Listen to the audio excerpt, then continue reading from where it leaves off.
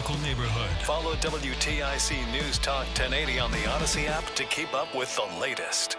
Making sense of it all and having fun. That's how we would sum up our show. Markley, Van Camp, and Robbins. It's what happens when you take a Gen Xer, a millennial, and a baby boomer and give them a radio show. We go through the news the same way you and your friends would, taking the serious stuff seriously while also laughing at the absurd. Each one of us brings a unique perspective to the news of the day, closing the generation gap in a way no other talk show can. Hear Markley, Van Camp, and Robbins weeknights 6 until 9 on WTIC News Talk 1080. Hi, I'm Joe with SimpleSaleUSA.com, and I buy houses cash. If you own a house and want to sell it fast at a fair price, call me at 203-896-4000. I can pay cash and close in as little as 7 days. I buy houses in any condition, any price range, and more importantly, anywhere in Connecticut. I'm a private real estate investor who buys several houses a month, and I want to buy more. I buy inherited houses, divorce houses, behind in payment houses. I even buy my tenant won't pay me the rent houses. Do you own a house that is trash and needs thousands of dollars in repairs? Great, because I love buying junk houses. I buy vacant houses, abandoned houses, condemned houses, and even foreclosure houses. If you own a house and want to sell it fast, call me at 203-896-4000. That's 203-896-4000. 203-896-4000. And now, a WTIC news update. 40 degrees, sunny in Hartford at 2:30. Good afternoon, I'm Bob Brown. WTIC 1080 News. Snow on the way tomorrow. The full forecast coming up. Retail analysts say they're expecting record sales for Cyber Monday, following the robust sales on Black Friday. The big chip maker NVIDIA, the world's most valuable company, releasing open source software that it hopes will speed up the development of self-driving cars. President Trump's ex-attorney Lena Haba has been disqualified from serving as New Jersey's top federal prosecutor. A federal appeals court said Monday the Trump administration's maneuvers to keep her in the role were contrary to federal laws governing appointments. WTIC weather. Dry and cold conditions continue this afternoon, although as we get deeper into the afternoon and evening, we'll see the wind speeds decreasing, so there'll be less of a wind chill effect, but temperatures mostly between 36 and 42 degrees today. Tonight, clouds will be increasing. Lows will drop into the 20s. And then we've got a storm system coming out of the deep south that's going to track into the Carolinas and then just to our south and east by tomorrow night. That's going to bring rain and snow into the area tomorrow. There could be some scattered light rain and snow areas in parts of the state during the early and mid-morning hours, but it looks like the steadiest precipitation will come in by late morning and early afternoon, then continue through the remainder of the day. Highs 34 to 40 degrees tomorrow. In southern Connecticut, where it's likely to be a mostly rain event, snow accumulations look like they'll probably be under an inch, and in some cases probably nothing at all. But snow amounts could range up to 3 to 6 inches in some of the higher elevations of northern Connecticut by the time the precipitation ends tomorrow night. Lows will drop into the 20s Tuesday night, then Wednesday's mostly sunny and cold, highs in the upper 30s. An Arctic cold front moving in Thursday might produce a rain or snow shower and will be followed by the coldest air of the season so far Thursday night and Friday. Friday's temperatures will struggle to even reach 30. I'm meteorologist Bob Cox in the WTIC Weather Center. Dow down 342 points. Reese on the Radio continues next. Life can be full of risks. One thing you shouldn't take a risk with ever is your family's health insurance. If you're self-employed or you now need affordable health insurance, you need to make this free call right now and see how the Health Insurance Helpline can help you get it. 800-472-0658. 800-472-0658. 800-472-0658. That's 800-472-0658. I'm Tom Tierney from the Green Cremation. When my family started this company, we wanted to give Connecticut families a kinder, more sustainable choice. Our water-based process, known as aquamation, is a gentle, flame-free alternative that eliminates smoke, fumes, and toxic emissions. It's a natural, peaceful way to return your loved one to the earth while protecting the planet for future generations. As Connecticut's only provider, we're honored to help families make a difference, one farewell at a time. Visit thegreencremation.com to learn more or pre-plan today. Jingle bells, jingle all the way. Nick, what are you doing? Well, Adam, Thanksgiving is over, so it's officially time for the holidays. And it's time for our Legacy Box Cyber Monday sale. Legacy Box is the most meaningful gift you can give this holiday season. It's simple, safe, and has been trusted by millions. That's right. It's our best sale of the year. Right now, when you go to LegacyBox.com, you can save an unreal 65% on your Legacy Box. And for a limited time, you can preserve your tapes, film reels, and photos for as low as $27, saving you hundreds. Hurry, our best sale of the year won't last long. Visit LegacyBox.com for an unreal 65% off during our Cyber Week sale. With limited quantities ready to ship, this deal will go fast. Shop our Cyber Week sale now at LegacyBox.com/value to take 65% off. Buy your Legacy Box today and send in when you're ready. LegacyBox.com/value. Are you living with dry AMD?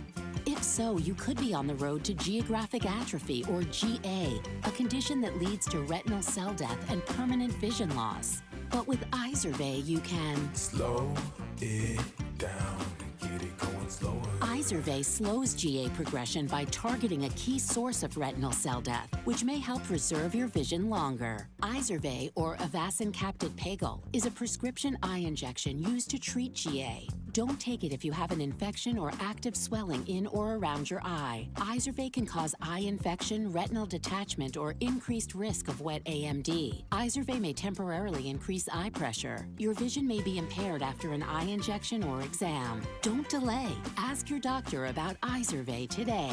Izervay gets GA going slower. Visit Izervay.com. That's IZERVAY.com. Paid for by Astellas Pharma. Newsmax, you like Newsmax. I like it too. Newsmax has been terrific. President Trump is right. Millions like you are tuning into Newsmax. You're watching Newsmax on cable. You're going to our streaming channel, Newsmax 2. And you're downloading our free Newsmax app on your smartphones and TVs. Reuters Institute says we're now one of the top news brands in the nation. Every night, watch great shows with Rob Schmidt, Carl Higbie, Rob Finnerty, and more as they expose the big media lies, the Washington swamp, and they're never afraid to talk about faith, freedom, and the values that made us great. Find out why Newsmax is the fastest-growing news channel in America. Make the switch today and join our news revolution. Get Newsmax on cable, on streaming, and download the free app today. It takes just seconds to start. Let President Trump know you stand with Newsmax. It's for real news, for real people. Make the switch today. If you're one of the millions of Americans behind on your taxes, if you're afraid to open your mail because IRS collection letters could be coming, listen carefully. The IRS is cracking down, taking paychecks, freezing bank accounts, revoking passports. That's a fact. But here's what most people don't know. There are official tax relief programs designed to help struggling taxpayers. Programs that could save you thousands if you qualify. No one knows these programs better than the experts at Optima Tax Relief. Optima's award-winning team will fight to protect your paycheck, your passport, and your property. Their tax attorneys and licensed tax professionals will work tirelessly to get you the best deal possible with the IRS. Every day, penalties and interest keep piling up, so don't wait. Call Optima now for a free consultation. Call 800-354-2840. 800-354-2840. 800-354-2840. Optima Tax Relief. Some restrictions apply. For complete details, please visit OptimaTaxRelief.com.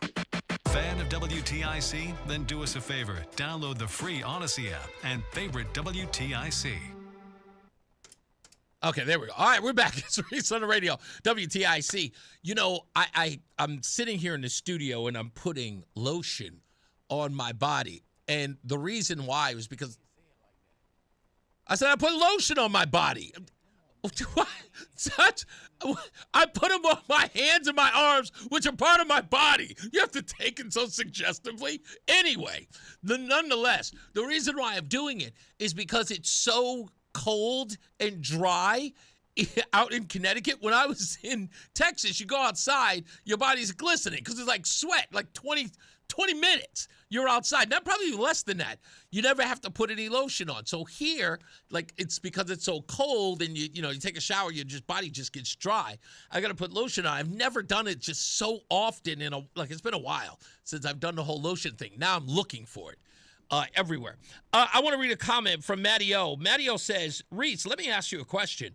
Why is it so mean to ask Ben Proto to help us help you?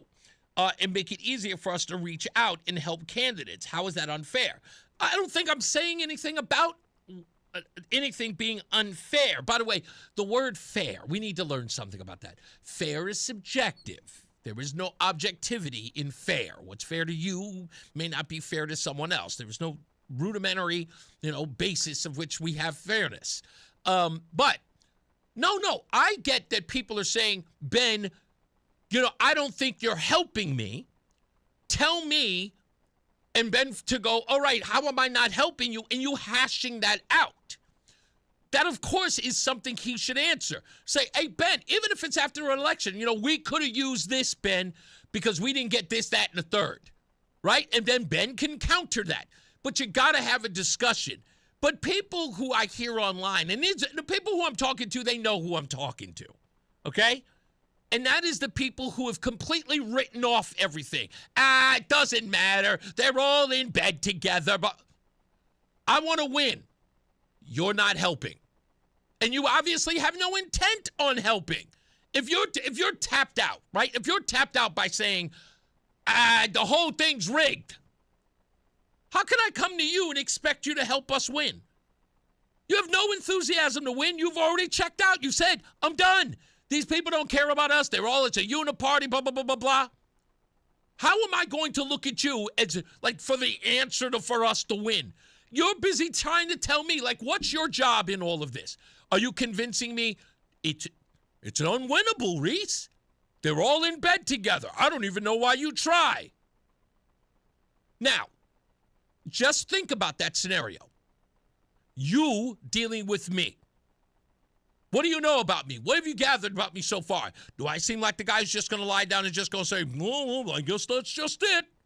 Do I look like that guy? No. But it's okay for you to sit in the background and go, yeah, just watch him. He'll learn. Okay. And if I do, I'll come back. And I'm that kind of guy. I'm the kind of guy that would come back and just go, you know what, dude? You were right. The whole thing is lost. Why do we bother? I'll come back and I'll say that. The likelihood that it happens sooner than later? No. I am going to try anything and everything. And I'm going to try to convince folks. Ben Proto said something interesting. He's talking about two people sitting on a talk show talking about the Republican they're going to vote for. Who did they convince? Well, it's a good point in theory. The two people who are on the phone have already decided they're going to vote. But what is my role here? My role is to talk to people who aren't going to vote for said candidate and to make a case for why. Other than the other guy is garbage, other than the other guy is going to ruin your life, no, is to explain in detail with evidence. And that's where a lot of people have lost this. They've lost the art of what our job is here. If we're going to be the influencers, as it were, to tell people why they should vote here or there, if you think that that's our job, the way that we're going to do that is we're going to have to produce the evidence that suggests here's who they are, here's who our guy is, and this is why, if we're in the business of doing that. I am not in the place where, and everybody knows this because I have no allegiances. They know this. Everybody does. I am in the business of getting to the bottom of stuff, to really, really airing out the facts, even if my party ends up being the joke. Even if my party ends up being the ones that are lying or deceiving or not being, I'll just say reputable for that matter, that's my job here. But people who are constantly, and I saw this all through my comments talking about, it's a lost cause. My question to you is, who are you trying to convince? That's my question. Who are you trying to convince? And if it is a lost cause, why are you expressing that it's a, what's the purpose of that? It is obviously to tell people to stop bothering, right? It's obviously to tell people that, look, the jig is up. There's no reason for you to care. Things are the way that they are. And this is my point when I say, tell the truth about what you were intending on doing. Ben and I were talking about the term unaffiliated and why that rubs us the wrong way. Let's explain it. Real simple. If you're unaffiliated, why do you care about Republican politics? If you're unaffiliated, why do you care about Republicans winning? If you're unaffiliated, why aren't you rooting for Democrats to win? Why aren't you down the middle on everything? Why aren't you supporting Democrats here and supporting some Republicans there? You're unaffiliated. If you're being unaffiliated because you don't want to be associated with the Republican Party but still have conservative values, then that's something different. But bragging about being unaffiliated seems suspect to me. Now think about that. Now I know Mark in West Hartford is listening, so he'll take that personal, and we'll get through it. We'll fight for a little bit. But like I said, I wouldn't lie to him anyway. I'm not in the business of lying to him. That's my boy, and he knows that I'm his boy, and he's my boy in the sense of I would never lie to him. I don't sugarcoat nothing. I am the real and genuine article. But when I hear somebody say that they're unaffiliated, I go, in what way? Are you still a conservative? Well, yes, I am. Then you're affiliated. That's all. It's that simple. I'm unaffiliated. Does that mean you support some Democrats? Oh, hell no. Then you're conservative. You're affiliated. Now, I heard some ramblings about that or online as well. That's why I'm unaffiliated. That's why I'm unaffiliated. What does that mean in the grand scheme? That you don't want to be a part of the whole Republican-Democrat thing? I hear that story all day. Why? You ashamed to be a Republican? Republicans in Connecticut are just not the hard-knock Republican that you used to? Well, do you think it's going to improve by leaving? I don't understand how that works. When I came to Connecticut, I told everybody here, I am a conservative, hardcore. My mentor told me I make him sound like a liberal. That's what he said. That guy makes me sound like a liberal. That's what Rush said about me. I'm not sitting up here sugarcoating anything, dancing around like a lot of people do. You got to do it this way. You got to have to listen and that. Blah, blah, blah. Why would I be phony? I don't have to be. I'm not running for anything. But I know who I am as a conservative, and I don't take any guff from these liberals who keep running around talking this nonsense and that nonsense. They're hypocrites. All of them. They always have been. They always will be. And worst off, they're liars. Plus, I tell them to their face that they're liars. And liberals, if you're listening, progressives, if you're listening, you know you're liars. If you weren't lying, you couldn't breathe. So I don't have to sit here and lie. You can run every silly little game by me. Well, what about this and what about that? I'll just go, yeah, and what? What about the poor? What about them? I never heard a thank you. When are they going to say thank you? What do you mean? Being poor means you no longer have manners? I don't play the games that the other people play.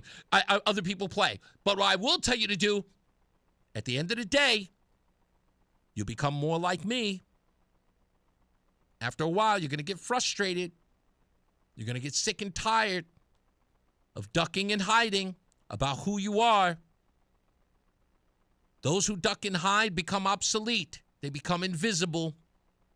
What they believe in no longer matters. What they're fighting for is obsolete. The progressive win when you go into hiding. Trying to explain this to folks. But like I told you before, I'm in the business of fighting. I'm in the business for fighting what I believe in. I'm in the business of getting things done. I know I can lose.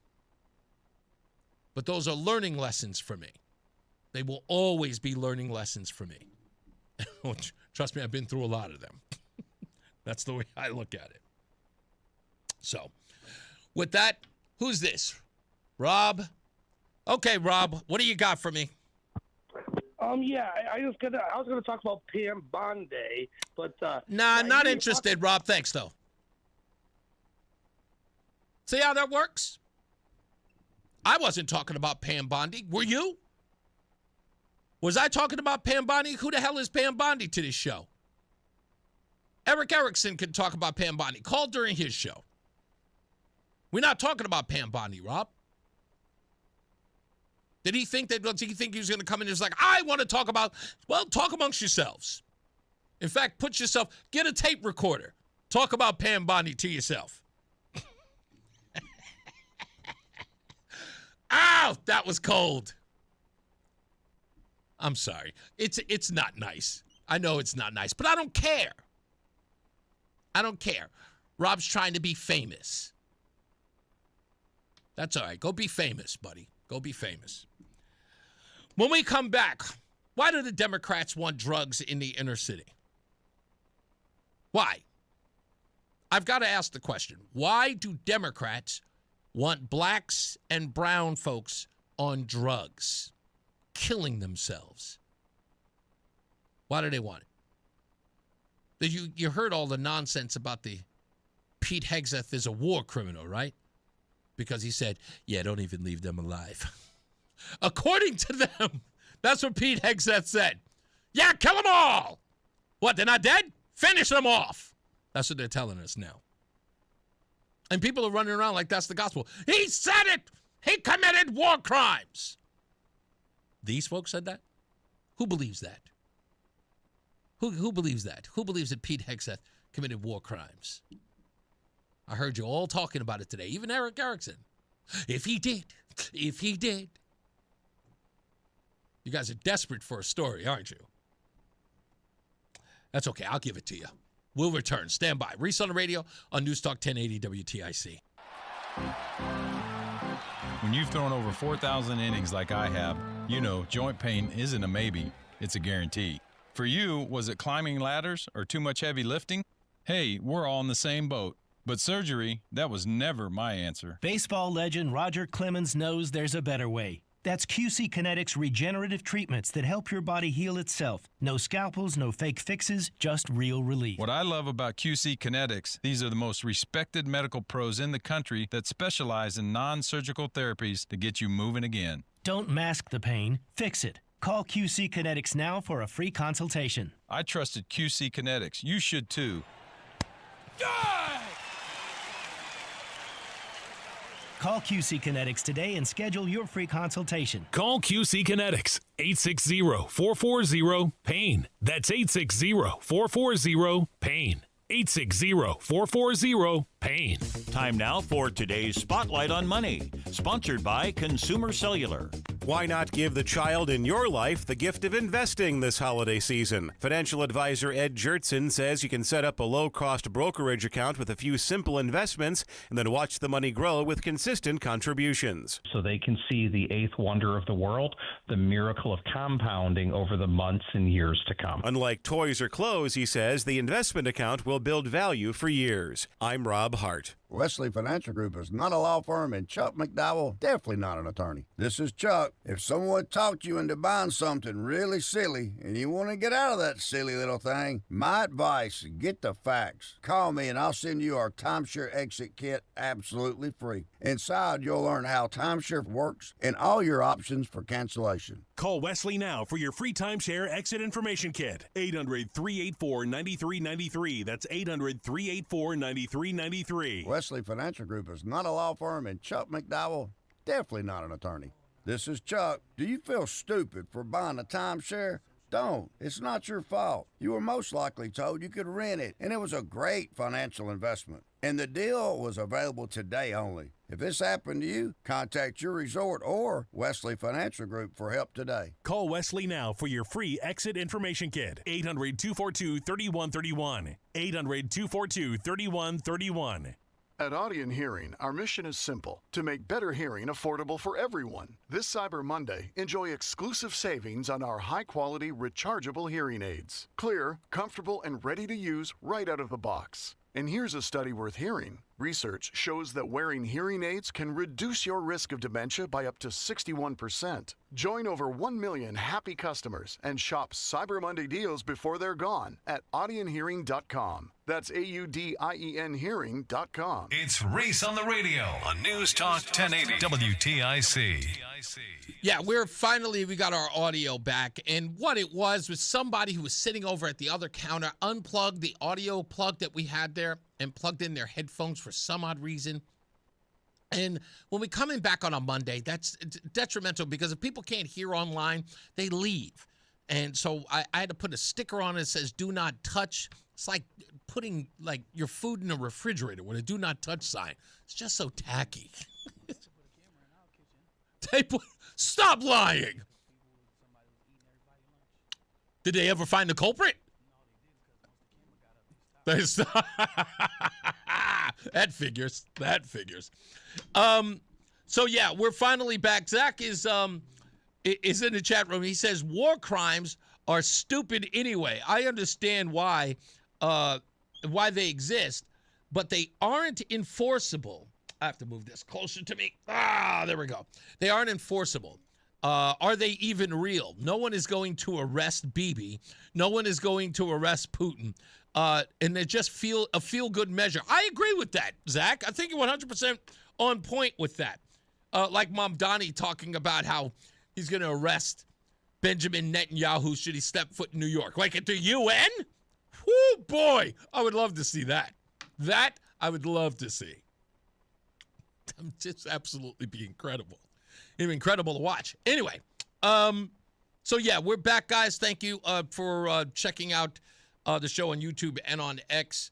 I got to give a shout out to Kevin Maggott, a good friend of mine from back in the day. Kevin should be listening now. Kevin actually is he's in Washington, D.C. He's a lobbyist of all things, but he works with veterans. He's a Navy vet and a good friend of mine from way, way back in the days. Always been by my side. He is a liberal, believe it or not, and a crazy liberal. And I had talked to him in a while, and he called me up, and he was just like, are you MAGA? And I'm like, yeah, I am. He's like, come on. I'm like, yeah. And then he says that what can only be described as like and they do this to me all the time. Can I help you? I want to help you if you've ever been asked this question. If you are asked this question ever in your life, I'm going to give you the perfect answer for it. Kevin says, so you MAGA? I'm like, yes, I'm MAGA. He goes, you tell me, when was America ever great? And I it was like when he said it, I'm sitting up there going, it was like a soft pitch, underhanded watermelon coming straight at me. I said, now I'm going to hit this thing out of the park. And I stop and I wait for him to answer the question, when has America ever been great? And I said, November 2008. I remember every one of you Negroes dancing in the street in Harlem and Brooklyn as Barack Hussein Obama became the president of the United States. America was a great day. And then it was also another great time for America in 2012 when he won again. Yes, I remember America was absolutely great to Negroes far and wide.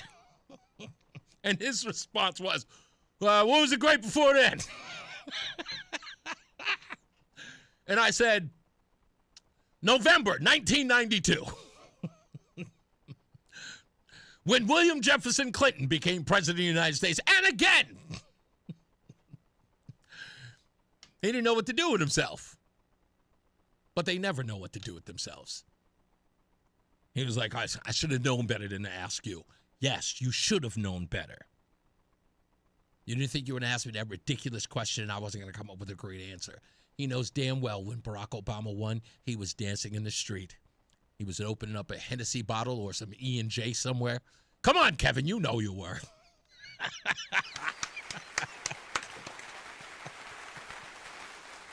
Dancing in the streets, celebrating, popping bottles. The nightclub must have been lit.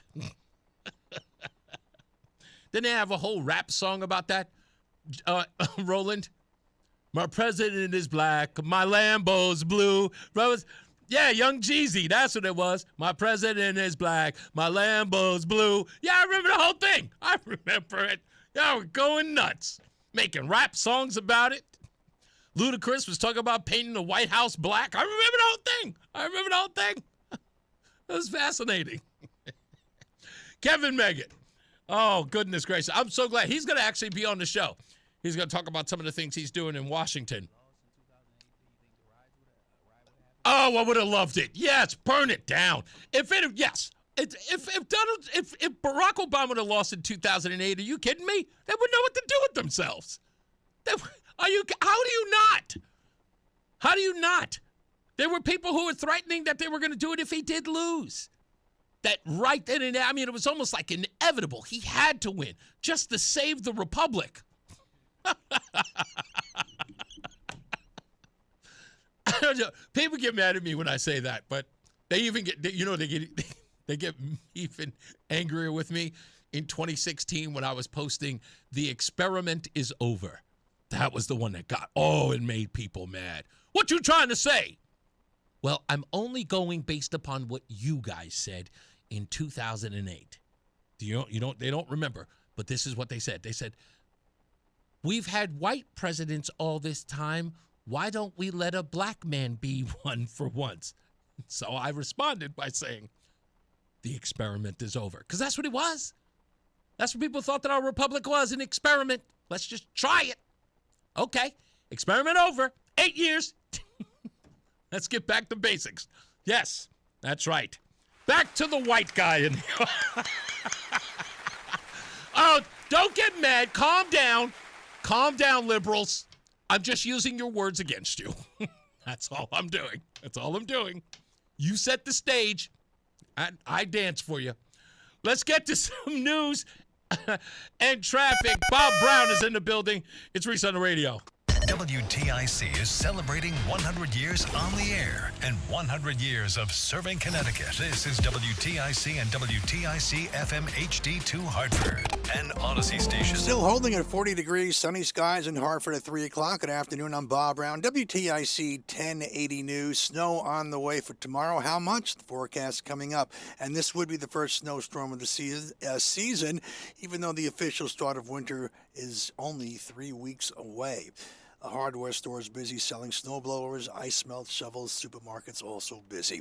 Meantime, some people still working on getting home for the Thanksgiving holiday. A weekend snowstorm in the Midwest causing major problems for lots of people flying and driving in Chicagoland. And on the roads, Illinois State Police responded to hundreds of crashes, calls for stranded drivers during the storm. Bottom line, conditions are improving, but travelers know they're not out of the woods just yet, especially with another winter storm now headed toward the northeast. And here in Chicago, forecasters say another 2 to 4 inches of snow are on the way later today. Usher Karashi reporting. The White House releasing a letter from President Trump's doctor about a recently performed MRI. His abdominal imaging, the letter here says, is also perfectly normal. All major organs appear very healthy and well perfused. Everything evaluated is functioning with normal limits with no acute or chronic concerns. This level of detailed assessment is standard for an executive physical at President Trump's age and confirms that he remains in overall excellent health. That's Ed O'Keefe reporting. White House Press Secretary Caroline Leavitt placing the blame for the shooting outside a Washington subway stop, which left one West Virginia National Guard member dead and another severely wounded. The Trump administration is now actively re-examining all of the Afghans imported into the country by Joe Biden. Any individual who threatens our national security or our citizenry will be subject to removal. The suspect is an Afghan national who helped the U.S. during the post-9/11 war on terror. He was allowed to come to the U.S. with his family after Afghanistan was taken over again by the Taliban.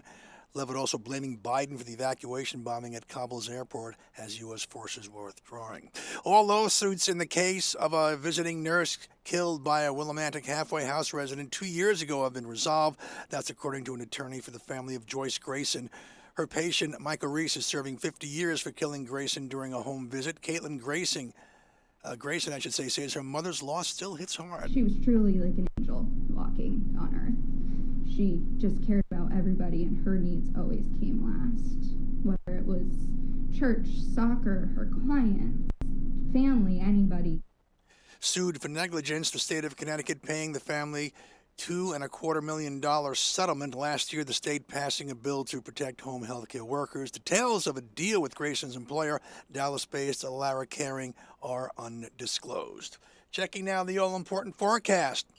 WTIC weather. Dry and cold conditions out there this afternoon. Temperatures between 36 and 42. Sunset occurs at 4:20 today. and the wind speeds will decrease later this afternoon and evening. Tonight, clouds increasing, lows in the 20s. Rain, snow, and mixed precipitation developing in the state Tuesday. The steadiest precipitation looks like it arrives in the late morning or early afternoon. However, there could be some areas of scattered light rain and snow around in the early and mid-morning hours in parts of the state. Highs tomorrow, 34 to 40 degrees. The precipitation will taper off and end tomorrow night. By that time, we might see 3 to 6 inches of snow having accumulated in some of the higher elevations of northern Connecticut, but amounts will range down to under an inch and in some cases nothing in areas of southern Connecticut where it's going to be mostly rain. Lows drop into the 20s Tuesday night, so watch out for some icy spots. It will become breezy. Mostly sunny Wednesday, highs in the upper 30s. An Arctic cold front in Thursday, with it the chance for a flurry or snow shower, highs in the upper 30s. And then the coldest day of the season so far comes in Thursday night and Friday. I'm meteorologist Bob Cox in the WTIC Weather Center. On Wall Street, the Dow down 352 points, S&P down 32, the NASDAQ down 101 points.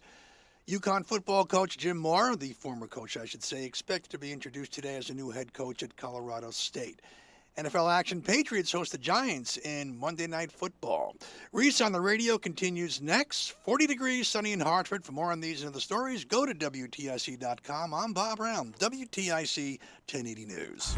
Champions are defined not by moments of glory, but by what they put in to get there. On the court, UConn's A.Z. Fudd, Caroline Ducharme, Morgan Shelley, and Sarah Williams show what it takes. And here in Connecticut, BPS Lawyers brings that same commitment in the courtroom. National champions on the court, local champions in the courtroom. Different arenas, same pursuit of excellence. One full-service firm, all your legal needs, always. BPS Lawyers, your lawyers for life. Visit bpslawyers.com. Slow? Clogged? Backed up? Don't worry. ALO Home Services has you covered. For only $93, our technician will clear any drain in your home. And if it can't be cleared, it's free. Call for details. License number HIC 628926, P10277688, S10413487, D10401465, S3308699, SM3004646, E1185643. When it comes to affordable term life insurance, everyone's whistling the Big Lou tune. If you're over 50, maybe a bit porky, or have type 2 diabetes, $1 million of term insurance may only cost about $200 a month. Even if you're not in perfect health, call Big Lou, because he specializes in finding big chunks of affordable term life insurance for just about everyone. Don't let diabetes or other health glitches keep you from owning $500,000 to $1 million or more of term life insurance. For affordable term life insurance, call Big Lou. Don't hesitate. Call 800-700-6898, 800-700-6898, or visit biglou.com. Call Big Lou, don't hesitate. 800-700-6898. Call Big Lou, don't hesitate. 800-700-6898. Visit biglou.com. Reese on the Radio, making sense of the news. Yeah, even when it makes no sense at all. Now on WTIC, News Talk 1080. Yeah, let's get to some headlines. Senator Chris Murphy looking out for the folks of Hartford, in his hometown, that is, of Hartford. He's going to be bringing holiday cheer with some Christmas lights. That's right. He's putting thousands of lights on the South Green at the busy intersection of Main Street. That is 1 block from the Hartford Hospital. And this is supposed to be a repeat of the December 2020 lighting that he did with some money that he was able to get donated. Apparently this time it was with a group called the Spanish American Merchants Association. They are also donating or helping this whole fundraiser get propped up so that they can put Christmas lights for a struggling neighborhood. They would probably like money, but at least they get lights. Chris Murphy doing his best to give the folks near Barnard Park some lights. We're going to go down to the area on Wednesday, if not Thursday, to talk to the folks there and see if they're really, really happy with the lights. Because he says that, this is for a struggling community, to give them the spirit of Christmas. I would think that the lights wouldn't compensate for the fact that they can't afford gifts for their. Hey, kids, I can't get you anything for Christmas, but guess what? I've got lights. I don't know. We'll talk to some folks out there as well to see their reaction to the lights. A guy by the name of Dr. Vin Gupta of MSNBC, he's getting a lot of guff because last month he said something that blew everybody's mind about the cognitive abilities of President Donald J. Trump, but seemed to be almost baffled when people were questioning the cognitive abilities of Joe Biden. Here it is Dr. Vin Gupta talking about Joe Biden after his abysmal performance in the one and only debate with Donald Trump. This was Vin Gupta talking about Joe Biden. Cardiovascularly, he's in excellent shape. I'm a pulmonologist. I see this all the time in octogenarians. I think he's actually quite high functioning as an octogenarian and keeping up that schedule. And so, just from this is a subjective conversation. Zeke is offering his opinion. I can tell you what I see in my own clinic, and what I see clinically, I think Joe Biden is actually quite robust relative to what we see normal aging at 81. Yes, he said that Joe Biden was quite robust in July of last year after the abysmal debate performance. Last month, Dr. Vin Gupta said this about Donald Trump and his cognitive abilities just last month. It's clear that there's age-related cognitive decline. I mean, that's obvious. His response to somebody fainting in the Oval Office really conveyed that. He didn't show any signs of concern. He didn't really do anything. He was slow to respond, and that slowness and fatigue you're seeing more and more in his public events. So that's one. Two, he's confused a lot. Three, he sometimes mumbles sort of incoherent nonsense when he's asked a question in the press pool in the Oval Office. So all these things, when this constellation of just him being him. Yeah, he actually said all of this, but that wouldn't have been the worst. I mean, that would have been bad enough if he hadn't said this about Donald Trump. While he laid all that out, Donald Trump didn't respond to somebody fainting in the room. Like Donald Trump's running over there like a medic. He didn't respond enough to that. And now he says things that are absolutely incomprehensible. I don't know. But this is all how he ended this is astonishing. Imagine if President Biden did any of those things. So, yeah, he's getting a lot of backlash, Dr. Vin Gupta. Just, again, every industry, just no matter where you look, you cannot trust these people. They're all a bunch of liars. Just bad actors, every one of them. Dr. Steve says you shouldn't call people evil. Fine, just liars. Is liars okay, Dr. Steve? You let me know if I can. Hundreds of state workers at the Minnesota Department of Human Services have publicly excoriated Governor Tim Walz for allowing a massive fraud scandal to unfold under his watch and retaliating against the whistleblowers. Over $1 billion in taxpayers' money was fleeced by dozens of scammers in Minnesota's Feeding Our Future fraud scandal, the largest known COVID-19 fraud case in the country. By the way, do you notice that all of this COVID money, as soon as you find out that politicians, Democrats, were involved, there was a lot of fraud and thievery? Huh? That there was a lot of fraud and thievery? That they stole a whole lot of money? It's astonishing to me. Tim Walz, quote, Tim Walz systematically retaliated against whistleblowers using monitoring threats, repression, and did his best to discredit fraud reports. Instead of partnership, we got the full weight of retaliation. The account has been charged. It's scary, isolating, and left us wondering who we could turn to. Just last week, the Justice Department prosecuted the 78th defendant in what prosecutors have dubbed the Feeding Our Future fraud scheme. At least 59 people have been convicted so far. During the last 5 years, fraudsters targeted Minnesota's generous social safety net by setting up companies that build the state for social services that prosecutors allege never actually provided. This is one of the interesting parts about it. The fraud largely revolved around dozens of people in the Somali diaspora. Minnesota is home to about 80,000 Somali Americans. And that's who these people benefited. Those are the people they said that they were helping with billions of dollars. Now, I'm just going to ask this before I go on into the stupidest thing I read today. But think about this. We imported all of these Somalis into this town. And they used $1 billion. They just spent $1 billion in helping those folks.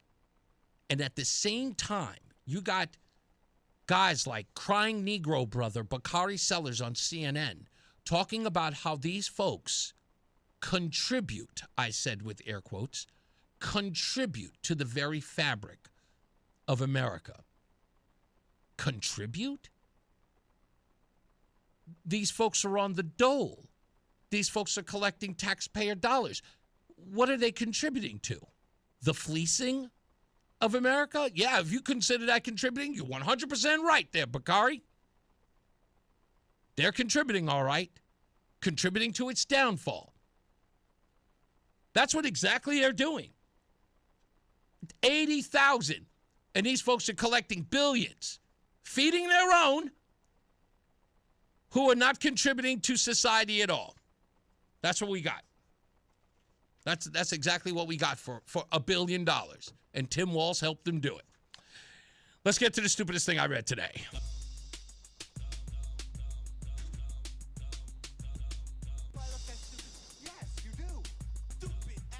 This could very well be the stupidest person on the face of the earth. Now, with everybody in Connecticut trying to get myself and my wife involved in pickleball, which I'm actually excited to do. Mailman Mike came by the other day, brought my wife and I 2 paddles, one pink, one blue. Pickleball is blowing up, and I had a feeling it was going to. But sadly enough, one of the dumbest debates is happening. And I can't believe it. Pickleball banning. Did you hear about this? This is a real thing. There are pickleball bannings that are happening across Connecticut. In Westport, there's an active moratorium on new conversions. Residents petition to halt tennis to pickleball overlays at Campo Beach. Noise from 4 courts audible by 300 plus feet away. They have 200 signatures on a petition. Planning and zoning delayed approval and quality of life lawsuit threats. Pickleballers counter, it's quieter than tennis. In Ridgefield, zoning amendments under review. HOA in Farmingville Hills sues to block 2 private courts, claim they violate 50 decibel quiet hours. Elderly players rallied at selectmen's meeting with paddles in hand. One resident called it an oral assault. Case heads to court in January of next year. In Glastonbury, petitions for 6 months of a 6-month building freeze. Neighbors near River Highlands Park oppose expanding 8 courts to 12. The pop sound carries to homes a quarter of a mile off. 150 signatures have been formed to a recreation noise task force. Pro Pickleball Group started a GoFundMe for sound barriers. They have raised $5,000. In Darien, of course in Darien, they restricted hours, permits only.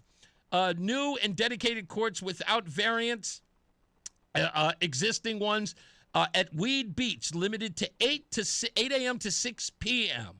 It's sparked by a viral Nextdoor thread. Over 500 plus replies. Locals joke it's the new leaf blower war.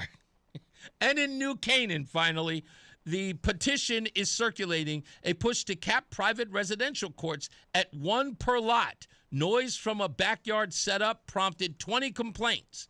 The affluent twist says that hedge funds dads and a yoga teacher mom feud The town hall devolved into a shouting match over the right to quiet enjoyment. It is, again, being called the dumbest argument or debate happening in Connecticut today. Speaking of which, I've got some other stories going on about Connecticut that I found is interesting. It's a question about whether or not New Yorkers are moving to Connecticut. It's which age group is moving in.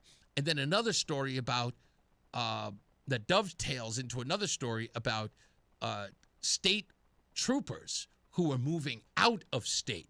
So both of them sort of contrast. We'll get to that in a minute. Steve is in Andover. Hello, Steve. Hey, good afternoon. What's up, buddy? Couple things. So listening to your Sanjay Gupta thing reminds me of the line from Airplane where I picked a bad week to stop sniffing glue. Wow. That was it. Isn't that weird that he would actually go on television and compare those two men in that fashion? It's just staggering. Yeah. What do you call the lowest, ranking member of any medical class? You still got to call him doctor. So yeah, I mean, it is what it is. But getting back to the beginning of your show, you asked about drugs and Democrats. Yeah. So this is something I've been kind of talking to people about for a while. Okay. And a drugged, medicated, drunk, gambling society is easy to control. Indeed. And people get lost in the sauce of freedom. I should be free to do this stuff in a libertarian sort of attitude when they fail to realize that there's an agenda behind it by those in power. And those in power tend to claim it's for the money. We'll tax the marijuana. We'll put taxes on the cigarettes. We'll take a cut from the gaming, whatever happens to be. So, the non-thinking people go, oh, we can help our budgets with this, and this money's going to go to our schools, which it never does. Right. But whatever. So it's a big sham. But the people in power know that if you get people wrapped up in these vices, and that's what they are traditionally, then they aren't going to pay attention to the politics. They aren't going to pay attention to a state like Connecticut that's swirling around the bowl with rights being taken away regularly and taxes going up and everything else because of the Dems in power. All people say is, well, we're making money off the weed. You know what I mean? Or the younger generation goes, oh, I should have the right to smoke this and burn out my brain with 25 to 35% THC now. Right. And people just get lost in it. But again, that populace is very easy to control when they are wrapped up in these vices, and people totally don't get that. You know what? You're making a good point, because here's the crazy part about all of that, right? Think about the things that they're promoting in these neighborhoods. And again, they're not black or brown or white. They're just poor, right? They're poor neighborhoods. So they're promoting cigarettes, liquor, and gambling, and marijuana, all of which are addictive, right? All of which, without a doubt, they are all addictive. And the core word in all of this, and I'll throw in the other drug that nobody mentions, government. Why are all of those things addictive? Because they make the user dependent. And that's the plan. Yes. And then obviously you're right. At the end, the solution has to be the government, when in fact, the government is the culprit to begin with. That's right. And again, we can have the whole argument about the libertarian side of things. I understand that. But again, from its core, again, you get people who are wrapped up in those vices, or any vices. Right. They are not going to pay attention to what the government's doing. That is the goal, I believe, of the government. Let me say something about the libertarian thing, because I know you don't want to go into that, but I will look at it this way, because I think this is a fair argument to make towards libertarians. Libertarians honestly do believe, the thought process in all of this is that a man should be free to make choices on his own. He has the cognitive ability and the agency to make those decisions on their own. We are not saying that poor people don't have agency. That is not. But we do understand that usually if you set up a particular group of people, usually poor, to make them believe that there is no possible way that you can become affluent or rich or wealthy or any of those things, you will usually use the things that they will become dependent on. And in essence, they no longer have agency or dominion of their own lives. They go to the low-hanging fruit, which you provide for them. Right, which can be, like I said, your local liquor store and your scratch-off ticket. That's right. Like those two things right there have sunk many a life. And now we add weed to it, again, super powerful weed, and watch those lives even go further into the toilet because now you've attracted a whole sort of different demographic, right? You know, but here's the ultimate hypocrisy. They jump up and down, and our favorite Attorney General, Mao Zedong, who jumps up and down and says, "Oh, we're going to save the children from vaping," but yet you've basically provided them with secondhand, super powerful weed. Yeah, you know what I mean? Like, okay, save them from the vaping, and yet they're still going to burn out their brains on something else. So yeah, no pushback on the marijuana dispensaries, right? No pushback on the marijuana dispensaries, but vaping is the problem. Right, and it's all government spin. And just one more thing I'll leave you with. Yes. I was up in Maine a couple of weeks ago, deer hunting for a couple of weeks. And at night, I'm sure you're aware of, AM skip. Even up in that Bangor to Moosehead area, I was able to listen to you at night driving around. If we went out to dinner or something, I could pick up TIC clearer than I can pick it up in a lot of central Connecticut. It was really? hilarious. Oh yeah, I would listen to you at night. I was just dying, going, "Hey, TIC's on, almost 400 miles away, and I can hear it clearer than I can hear it in central Connecticut." Explain that to me. Absolutely brilliant. Well, it is a nighttime thing, but I'll tell you that's usually why. The frequencies are clearer for some odd reason. That's exactly right. Right, you get that AM skip off the atmosphere. I understand it. It's just kind of funny. So yeah, it is. It's hilarious. Thanks, man. All right, man. You have a good one. That was a good call. Yeah, look, I'll tell you right off the bat, that marijuana thing or that drug thing that he's talking about, I'm going to get into it in a second. Democrats cannot help but show themselves. And then, Kevin, as I was talking about earlier, Kevin Maggott was calling in, and he was talking about like that, what Donald Trump is doing with the drug boats. He's wrong. And the first thing I said to him was like, so let me get this right. You do believe that Ronald Reagan, infiltrated your communities, right? He laced your communities with crack cocaine so that he could put, these mandatory minimums on you, right? So he can put you in prison, right? He did that to you so he could actually drug up an entire community, right? Didn't he? And he's like, yeah, that happened. I said, so Donald Trump blows up the drug boat before it even reaches our shores. And you have a problem with that now? They're no longer in your communities, right? He's deterring the evil from coming in and poisoning your community. How do you square that? Make that make sense to me. Do you want the drugs or you don't? And this was my earlier point in the beginning of the show. I hear everybody talking about what they don't want, but never telling me what they do. They seem to be confused about what they do. And when you lay it out and say, tell me that you want the drugs in the community or you want them to ever stop coming to the border. Tell me what you want. And there's a whole lot of Ralph Cramden, humana, coming out of people. Well, figure it out, man. Figure it out. Donald Trump saving your community, or is he hurting it? Maybe the truth is you do want the drugs there. Maybe the truth is you don't want to hurt anybody who might be, getting his crack on, feeding his children, crack rocks and all that other good stuff. I don't know. Maybe. I don't know. I don't want to speak for anybody.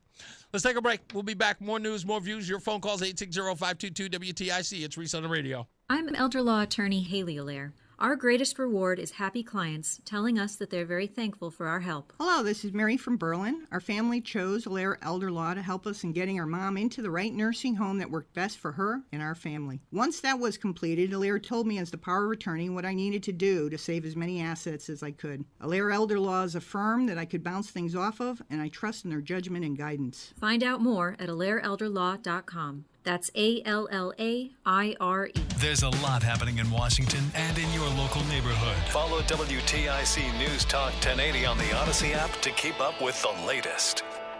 Life insurance. Why are you putting it off? Can't afford it? Too much hassle? Think you don't need it? There's lots of excuses for putting off life insurance. But if you weren't there, who would pay the mortgage and other bills? With Ethos, you could be covered in 10 minutes and boom, family protected. Ethos, fast and easy online term life insurance. Up to $2 million in coverage with no medical exam. Some policies as low as $1 a day. Answer a few health questions and get your free quote at getethos.com. That's getethos.com.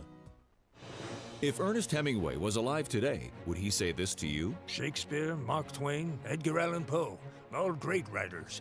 And after reading your book, I simply must add you to the list. Wait, you don't have a book yet. So make a free call to Page Publishing. Turn your book idea into publishing gold. 800-215-6818. 800-215-6818. That's 800-215-6818.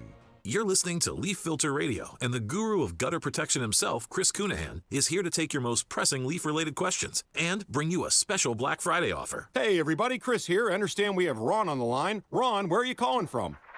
Uh-oh. Ron, are you calling from a ladder? Well, I was. I wanted to ask Chris what I need to do to get my gutters ready to have leaf filter installed. Oh, Ron, you don't have to do anything. A Leaf Filter Trusted Pro will come out and clean out your gutters, realign and seal your gutters, and install a Leaf Filter, America's #1 gutter protection system. So I didn't need to get on this ladder? Ron, Leaf Filter Trusted Pros are in your neighborhood and ready to help. Just visit leaffilter.com/deal to schedule your free gutter inspection and get up to 30% off. Thank goodness. What was that site? That's leaffilter.com/deal. And now, as a special Black Friday offer, you can get a free gutter inspection, plus up to 35% off. This is our best offer of the season. Unlock it now at leaffilter.com/deal. See representative for warranty details. And now, a WTIC news update. 39 degrees, mostly clear skies in Hartford at 3:30. Good afternoon, I'm Bob Brown, WTIC 1080 News. Snow on the way for tomorrow. The forecast is coming up. But first, traffic note in Cheshire. We have a two-vehicle crash on I-84 eastbound between exits 26 and 27. Expect lane closures in that area. Black ice, snow showers, fog, pestering post-holiday travelers in the Midwest.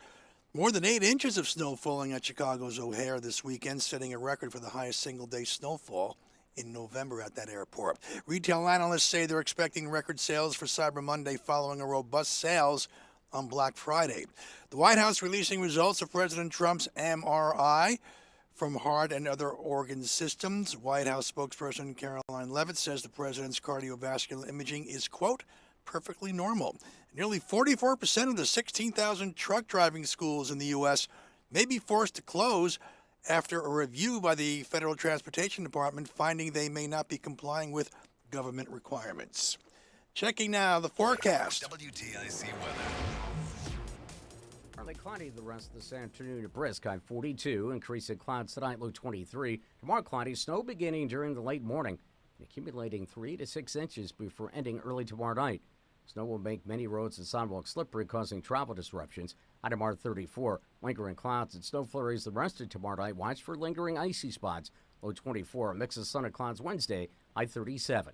I'm meteorologist Bob Larson of the WTIC Weather Center. On Wall Street, the Dow is down 346 points, S&P down 29, and the NASDAQ is down 80 points.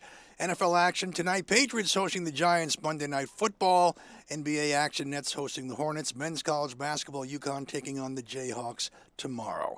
Reese on the Radio continues next. 39 degrees clear in Hartford. I'm Bob Brown. Men, it's the holidays, the season of all kinds of hustle and bustle. But if your energy is down, if you aren't sleeping well, if your sex drive is MIA, and you just don't feel like the guy you once were, maybe it's tough to get excited for all the holiday cheer. This is Dale for Northeast Men's Health, and if this sounds like you may have low testosterone. And if so, this is the season for you to get treated. At Northeast Men's Health, we're experts in treating low T. If you're like most guys, you'll feel the change in just a few weeks. And truly, the results can be life-changing. You'll have improved mental clarity, your energy will kick up, your workouts will be better, your sleep patterns will improve, and your sex drive will likely heat up as well. So call us and don't go through another season with low T. Your initial visit is only $99 and includes blood work and a medical consult. And if you start on testosterone the day of your appointment, your visit is free. Call 800-930-5956 or go to northeastmenshealth.com. That's northeastmenshealth.com. We have 6 offices across the Northeast to serve you. Northeast Men's Health, a Promenic restorative health practice. 250 years ago, a promise was made to connect families and friends near and far.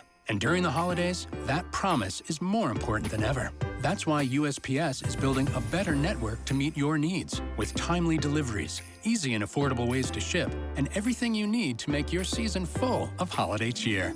Our purpose is delivering your peace of mind, knowing your love will arrive, bringing joy to all. The United States Postal Service. Learn more at USPS.com/holidays. Time now for today's Spotlight on Tech, sponsored by Consumer Cellular. A lot of people are ditching their old smartphones in favor of new devices. IDC reported that global smartphone shipments rose 2.6% in the third quarter from a year earlier, with Apple posting its strongest third quarter ever as the iPhone 17 debuted at the end of the quarter. Samsung's Galaxy line led in overall sales at more than 61 million compared to just under 59 million for Apple. I'm Jason Brooks. I'm Ed Evans, CEO of Consumer Cellular. No, we're not one of the big guys. Truth is, we don't want to be. If you're over 50, Big Wireless probably has you paying for more data than you might need. You could be throwing away thousands over a lifetime. Our entry-level data plans start at just $20 a month. And for a limited time, switch and get your second month free. Call 1-888-FREEDOM, visit consumercellular.com or a store near you and get your second month free today. Plans include $5 credit for auto pay and e-billing. See site for additional details. This holiday season, when you get them STIHL, batteries are included. Buy select battery tool sets and get a free extra battery. Visit STIHLUSA.com for gift ideas and seasonal savings. Happy holidays from STIHL. Offer valid for a limited time only at participating dealers while supplies last. What's up, world? It's Von Miller, Super Bowl MVP, chicken farmer, and now host of Free Range. This is a show where I go off the field and off the script. We're talking what's hot in music, film, trending news, and everything blowing up your feed. If you love football, you'll feel at home. But if you're here for the vibes, the internet deep dives, the conversation, this is your podcast. Join me every Wednesday. Follow and listen to Free Range with me, Von Miller, everywhere you get your podcast. Here at ALO, we believe hearing solutions to your main drain problems shouldn't cost a thing. That's why we offer free mainline drain camera inspections and free estimates on sewer line repair or replacement. Contact the trusted professionals at ALO when you call, click, or text today and say, "Hello, ALO." Call for details. Licensed for safety. HIC 628926, P10277688, S10413487, D10401465, S3308699, SM3004646, E1185643. Join the Hartford Symphony Orchestra for Winter Dreams, December 12th through the 14th. Experience the enchanting sounds of Tchaikovsky's Symphony No. 1, Winter Dreams, led by music director Carolyn Kwan. Be inspired by 7-time Grammy nominee and violinist Curtis Stewart as he reimagines Vivaldi's 4 seasons in his groundbreaking work, Seasons of Change. This powerful pairing blends tradition with innovation. Don't miss this captivating concert. For tickets, call 860-987-5900 or visit hartfordsymphony.org. Actual price will depend on product and subscription plan. Featured products are compounded drug products, which the FDA does not approve or verify for safety, effectiveness, or quality. Prescription products require an online consultation with a healthcare provider who will determine if appropriate. See website for details, restrictions, and important safety information. Want a boost in and out of the bedroom? Hims has you covered. Introducing a new 2-in-1 approach to level up your game. Tadalafil for better bedroom performance and zinc for testosterone support. Put it all together and you've got what you need to turn things all the way up. Getting started is simple. Just go to hims.com/joy to start your free online visit. Through Hims, you can access ED treatments including pills, chews, and more. 100% online. No office visits, no pharmacy lines. Just fill out a simple intake form and a licensed medical provider will determine if treatment's right for you. If prescribed, it ships free and discreetly to your door. Find affordable treatment options at up to 95% less than brand names at hims.com/joy. That's hims.com/joy, HIMS.com/JOY. Hey, whoa, hold up. 100 candles on the cake? Who do you think's lighting this? Hey, we're back. Reese on the radio. And I got to read a story in a little bit that I'm going to give you. It's probably a story that you're not going to read in a lot of places. But if you are a wonk like I am when it comes to the news media, this story is only going to infuriate you. And I totally understand that it will.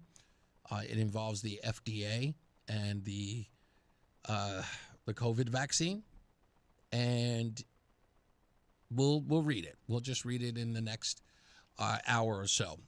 Plus, of course, we'll take your phone calls. If you are covering that story or you've been thinking about that story, if you read it today, you can call up and we'll take your calls about that as well. There was a shooting over the weekend. Did you guys hear about it in Stockton, California? I did. And being the person that I am, things were bothering me about this story. And it was fascinating that no one talked about it. At the time it took place, sure, exhaustive media went live. Kids were killed.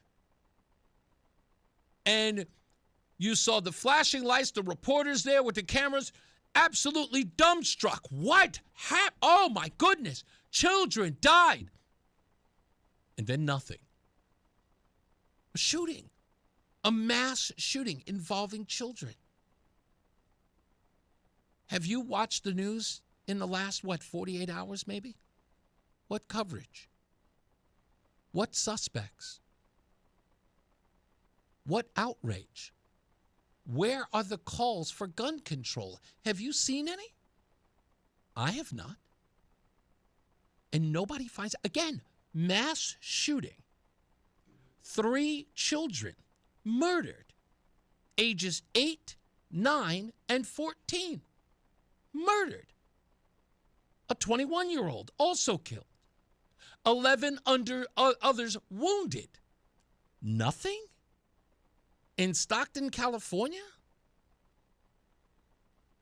I mean, barely a blip.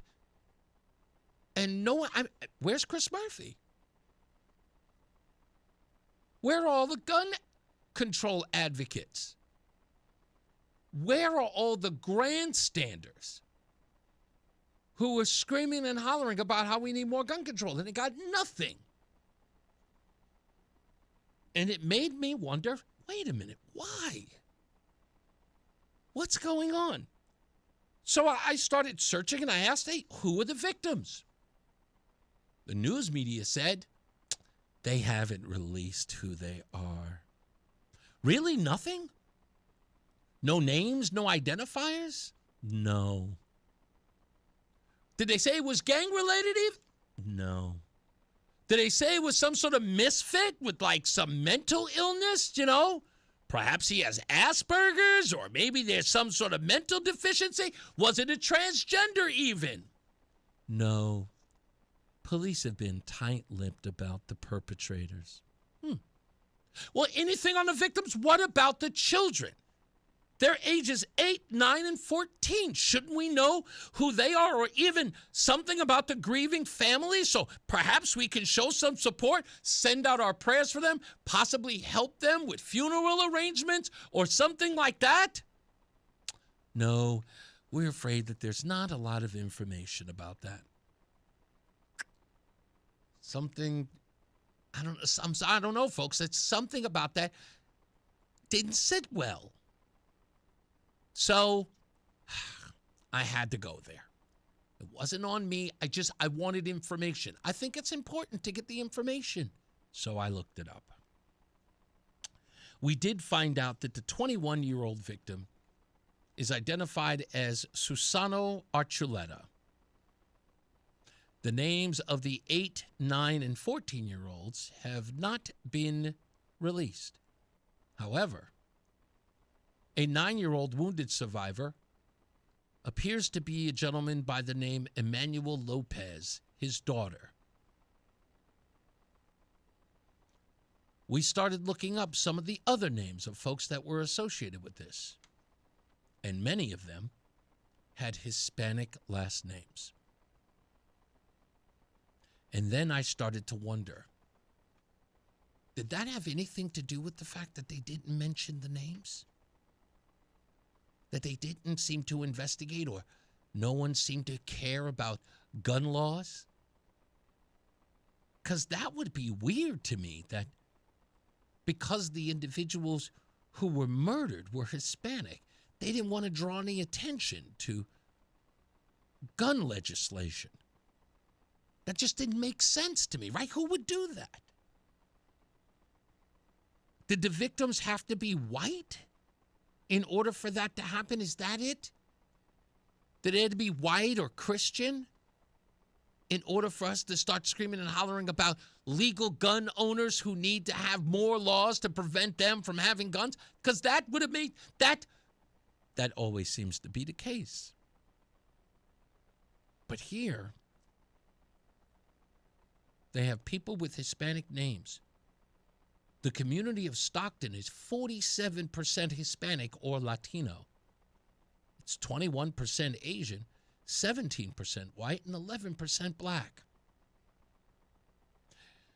I started to go on a couple of people's Twitter feeds. People who have been associated in some way with the violence that took place in Stockton. 60% of the posts tied the victims to Latino gangs. Yes, that's right. Some of them are also tying them to Filipino gangs. Apparently, according to many people in Stockton, the two groups intermingle. When asked, and I searched, about any of the victims being of African American descent, we came up 0. That's right. People that thought that it had been associated with Bloods or Crip gangs, it came up 0. They were asked if there were any white victims. That also came up 0. Isn't that odd? Mass shootings that involve children normally leads any headline, even on Fox. We got nothing. Just figured I'd bring it up. Let's go to Sam in Windsor. Hello, Sam. Hey, Reese. How are you, man? I'm all right. What's up? So I just shot you a text with an article that brings up the name of Amari Peterson, a teen who was simply in the wrong place at the wrong time in Stockton. Okay. I'm not sure if that's the 14 or the 21-year-old. Okay, this was the, let me see, Stockton mass shooting manhunt underway after 4 killed. It was 11-year-old's birthday party. Oh, 11-year-old was injured at the child's birthday party. Okay. And you said that I'm sorry, I missed the first part you said. If you read down in that article to the third paragraph, family of 14-year-old identified him as Amari Peterson. Okay. Now, that's the only person who does not have a Hispanic or Latino last name. Yes, correct. Okay. Which I find very interesting. You know, I wish we could just go back to the bare knuckle fight days. Yeah, you and me both. Remember when that used to be the standard? A bunch of kids roughhousing each other with fisticuffs. Yeah, no one died. People got some black eyes and whatever, but no one died. Yes, crying out loud. I want to return to the days of Pony Boy. Absolutely. That's an outsider's reference for you folks that don't know that one. I'm just saying that would have been, when the kids come home and they'd be dragging them home after he got beat down, by a couple of rival gang members. That's that's what we're talking about here. Absolutely. The good old days. Indeed. So thrive on for justice, my friend. Have a good day. Thank you, man. I'll talk to you soon. Hey, let's go to somebody who I haven't talked to in a while. I wanted to hold her over. Kim, what's going on? Hey, how you doing? I'm good. Now, Kim, are you calling about this COVID thing? No, not about. I was saying, but I'm a news wonk as well. Oh, yeah. Of course you are. The only place I saw that reported was Gateway Pundit. We talked about that. That's right. You'll get it on right-wing sources, but you won't get it on the left. A couple other things I wanted to talk about is Chris Murphy taking credit for the lights and the nice decorations. I've been around that area quite a bit near Hartford Hospital. Yeah. And I've noticed about 7 or 8 years ago that it looked very nice. It's a nice Christmas decorating theme or whatever. Mm-hmm. So I'm laughing now. He's going to donate 1,000 lights, or he's taking credit for Yeah, this. he's taking credit for it. Exactly. Yeah, no, it's been there for 7 years. Mm-hmm. Just about the time when Chris Murphy was telling you how we should root for Ukraine, even though he knew more than anybody else how U.S. taxpayers' money was being wasted over there, and all the corruption over there. And getting back to Ukraine, one thing. I happened to watch General Flynn. Yeah. Who was on Steve Bannon's show, I don't know, last Friday or whatever. Okay. And he has come to the same conclusions I've been reporting to this radio station for years. What's that? This will make sense to a lot of things. So the globalists who run hedge funds and all that, Sure. long time ago they had gotten a hold of the intelligence communities of Russia. And the intelligence communities worked for them. And Putin to this day says his country fell when the intelligence communities were committed treason. And that's exactly, it's a color revolution. Yep. I used to tell Jim Vicevich before I told Pastor Will, before I told Tom, and now I'm telling you. The color revolution has been going on for, 30 years or so, ever since George Soros was the number one operator of it. He's a hedge fund manager. He gets a hold of all your intelligence communities. And Putin tells you how to deal with it. Putin, I don't care if you like him or not, he's keeping Russia for the Russians and not Russians for the globalists. That's correct. He said he had to take the intelligence communities and totally get rid of them. So the conversation between Steve Bannon and General Flynn was, we got to dig down 50%. Steve Bannon saying 50% of the FBI has to go, 50% of the CIA has to go, and the DNI. No, it's not 50% because these people are very talented. The corrupt ones, the treasonous ones, will get into the 50%. You're damn right they will. And so Putin told you how to do it. You get rid of the KGB. There's no KGB, hasn't been there since Putin got into office. It's now they have an FSB and they have a GRU, a military intelligence, and he gave them the assignment. The GRU military has to spy on the FSB. FSB has to spy on the GRU, military intelligence, to keep everybody honest. Keep them all. And they get bonuses and they get executed if they don't do their job. Well, I don't know if that might be a bridge too far, Kim. Yeah, well, we'll stick with the bonus for Yeah, now. we'll stick to the But bonus. I'll tell you, in 20 years from now, there will still be a Russia. Yep. There may not be United States. It will be called something else, and it will Oh, be I hope you're wrong about that. And I get. Trust me. And the color revolution part, you're still 100% on that, Kim. And that's what my biggest fear about all of this, because it'll be a slow drip, if anything. I got to take a break, Kim. I'm sorry. Okay. You got it. Bye. Thanks. Bye. Let's take a break. We'll be back. More news, more views. I've got plenty of stories to get to. We'll talk about this FDA story as well when we return. It's Reese On The Radio on WTIC NewsTalk 1080. A KFC tale in the pursuit of flavor. The holidays were tricky for the Colonel. He loved people, but he also loved peace and quiet. So he cooked up KFC's $4.99 chicken pot pie. Warm, flaky, with savory sauce and vegetables. It's a tender chicken-filled excuse to get some time to yourself and step away from decking the halls, whatever that means. The Colonel lived so we could chicken. KFC's Chicken Pot Pie, the best $4.99 you'll spend this season. Prices and participation may vary while supplies last. Taxes, tips, and fees extra. Selling your home, it's one of the biggest financial decisions you'll ever make. You could go it alone, trying to navigate market trends, determine fair pricing, and tackle tricky negotiations on your own. You could second-guess every decision, wondering if you're doing it right. Then there's the showings, the offers, and the mountain of paperwork. Or you could work with the expertise of a Realtor, here to guide and help protect as you make your next big move. Realtors are members of the National Association of Realtors. Right by you. Brian Shackman here for QC Kinetics. Pain can change an experience entirely. Over the holidays, you want to enjoy it. Take that post-meal walk. Hug your grandkids. Hold the babies. If you have joint pain, whether it's hips, knees, shoulders, back, it changes everything. So if you want to start 2026 right, change this. And QC Kinetics can help you. They have locations in Avon, New Haven, and Glastonbury.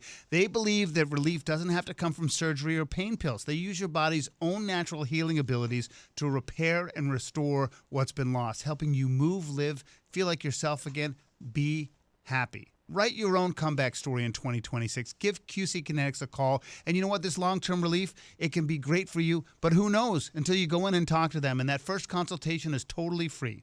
So pick up the phone, write down this number. And again, they're in Avon, New Haven, and Glastonbury, so chances are they are close to you. 860-440-PAIN, 860-440-PAIN. It's QC Kinetics. Again, free consultation, Avon, New Haven, and Glastonbury at 860-440-PAIN. If you're drowning in IRS debt and can't afford to pay, then you need to take advantage of special IRS tax programs that are available and free yourself from IRS collection efforts once and for all. Due to the financial hardship consumers are facing throughout the country, the Internal Revenue Service has made it easier to settle delinquent tax problems. An open phone line has been established by Community Tax for consumers to call and see if they qualify. Take down this number or store it in your cell phone, but call the Community Tax Helpline at 800-269-3454. If you owe back taxes to the IRS and cannot afford to pay them back, or even if you have years of unfiled tax returns, there's no need to fear anymore. But you have to call the Community Tax Helpline today at 800-269-3454 for the help that you need. Don't take on the IRS alone. They can attack your wages, savings, pension, home, and even your Social Security check. Call 800-269-3454 for your free consultation and to see if you qualify. That's 800-269-3454. It's Reese on the Radio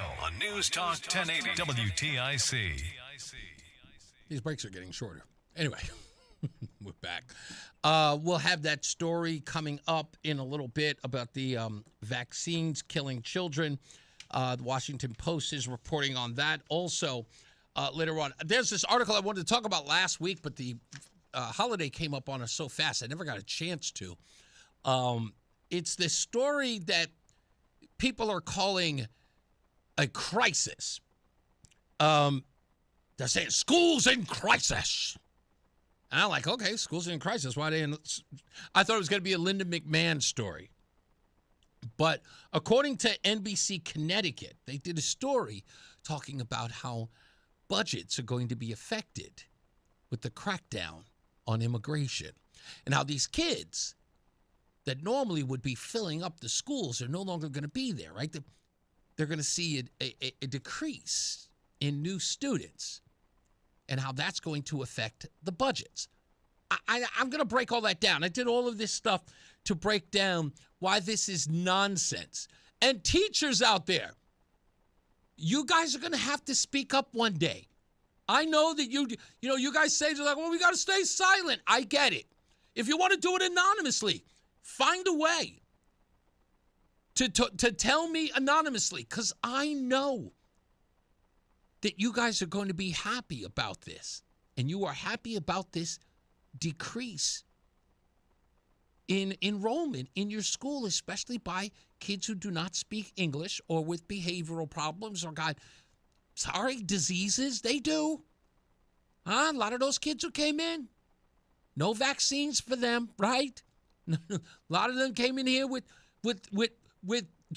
these 20th century diseases. No matter what, their kids coming in with whooping cough. I'm not trying to be cruel here, but you know what I'm talking about, folks. You know damn well what I'm talking about. A lot of these kids came in here unvetted. A lot of them came in, could not speak the language. Made things harder for teachers in and around Connecticut. You guys know it. I hear from your husbands all the time. They tell me all the time, yeah, my wife's a teacher. Yeah, she can't really talk about it. But they tell me you guys are secretly happy about this. We'll talk about that as well. I'll stand by for that. And, of course, your phone calls at 860-522-WTIC. We'll get into all of that. Also, Connecticut state troopers are retiring and relocating. Find out where they're going. And Connecticut is quietly becoming the new Florida for New York retirees. Let's find out if that story's nonsense. I think it might be both. We'll talk about all of that and where these folks say that they're moving to. Well, they're the usual suspects. We'll break all that down. Let's get our first check of weather and traffic after the holidays and see what the roads look like on this Monday.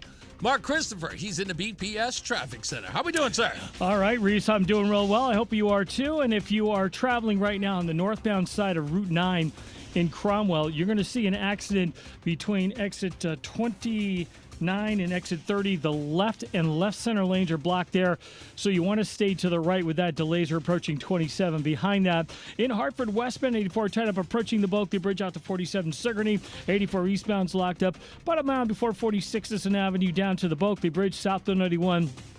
You're going to see delays 34 down to 32 A and B. Northbound Route 9 is a little slow as you approach exit 34 up to exit 37 in New Britain. Westbound 84 is slowing in New Britain from 36 down to 33 in Plainville.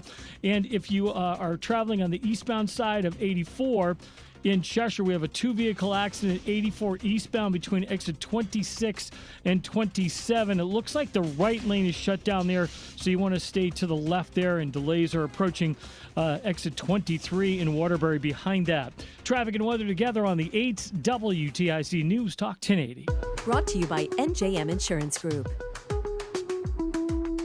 Why is NJM Insurance silent in an industry full of catchy jingles? And how do they do what's right when things go wrong? Tune in to Baffling Mysteries to find out. This fictional podcast is brought to you by NJM. No jingles or mascots, just great insurance. Insurance underwritten by NJM Insurance Company and its subsidiaries. Get a head start to your day with WTIC News Talk 1080. Listen to us live on the Odyssey app before you even hit the road. Get the breakdown on the biggest news stories that Connecticut is talking about. To get started, download the Odyssey app and search for WTIC News Talk 1080. This is an important public service announcement for our listeners. Reese on the Radio is also a podcast. You can find us anytime on Apple Podcasts, Spotify, or wherever you get your podcasts. Catch the full episode, listen by individual hour, or jump straight to the highlights. Just open up your favorite podcast app, search Reese on the Radio, and hit the follow button so you can get every minute of the show your way and on your time. WTIC is celebrating 100 years on the air and 100 years of serving Connecticut. This is WTIC and WTIC FM HD2 Hartford, an Odyssey station. 39 degrees, mostly clear skies in Hartford at 4 o'clock. Good afternoon. I'm Bob Brown, WTIC 1080 News. Some snow on the way tomorrow, the first snow of the season, and we're not even officially in winter yet. The forecast coming up. The storm is causing a little bit of a run at hardware stores with snowblowers, ice melt, and shovels going out the door. Supermarkets, of course, with stocking up on bread and milk. Cyber Monday shopping deals likely to account for $14 billion in sales today alone. That comes on top of Thanksgiving weekend sales numbers, which were better than expected. Millions of Americans are probably closing their office door, doing a little shopping. It's actually supposed to peak tonight between 8 and 10 p.m. with consumers spending $16 million per minute. That's Meg Oliver reporting. An attorney for the family of a visiting nurse killed by a Willimantic halfway house resident 2 years ago says all lawsuits in the case have been resolved. Michael Reese is serving 50 years in prison for killing Joyce Grayson during a home visit. The victim's daughter, Caitlin, is a social worker. So after this happened, I took some time off of work because I didn't know if I was going to be able to step foot in another stranger's home ever again. My mom would have continued to do her job, and so I'm continuing to do my job in, honor of her. State of Connecticut paying the Grayson family $2.25 million to settle a negligence suit. There's also an undisclosed settlement with Grayson's employer, Dallas-based Lara Caring. The family attorney says all defendants have agreed to make changes to protect visiting nurses. The White House releasing new details on President Trump's recent MRI. The press secretary says the MRI was conducted as part of his routine executive physical, and it was a preventative measure common for men his age. She said the physician said the findings confirm that Trump, quote, remains in excellent overall health.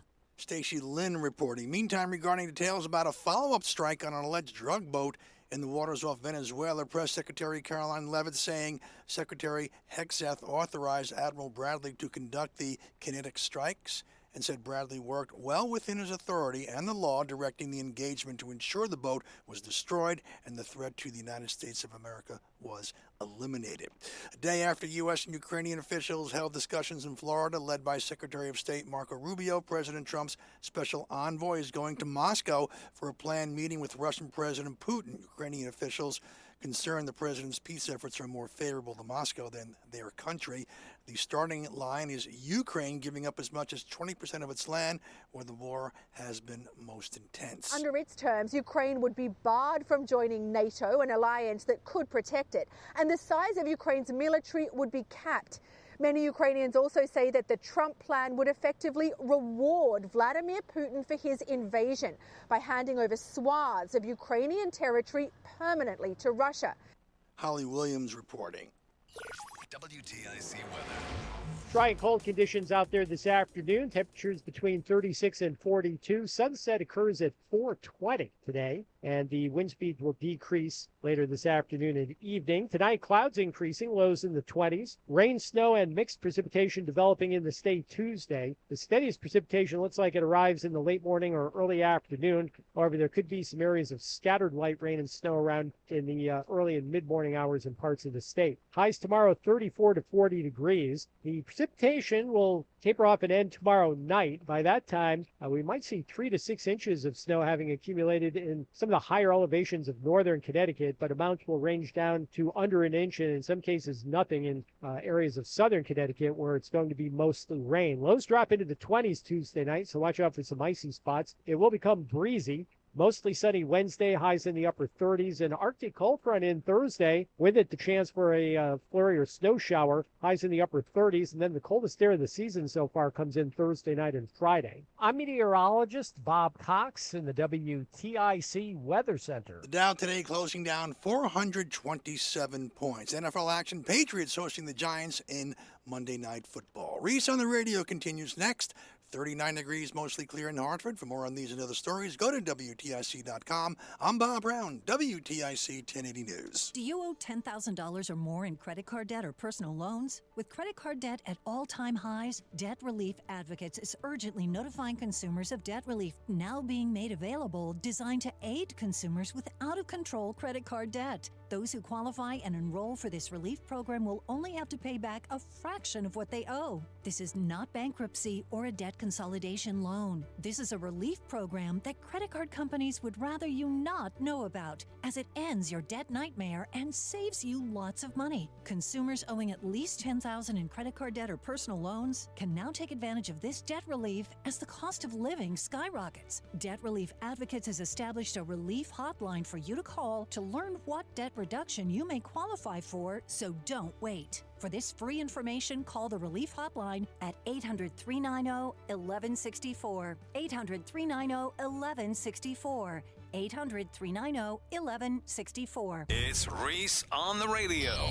And don't say we didn't warn you on News Talk 1080 WTIC.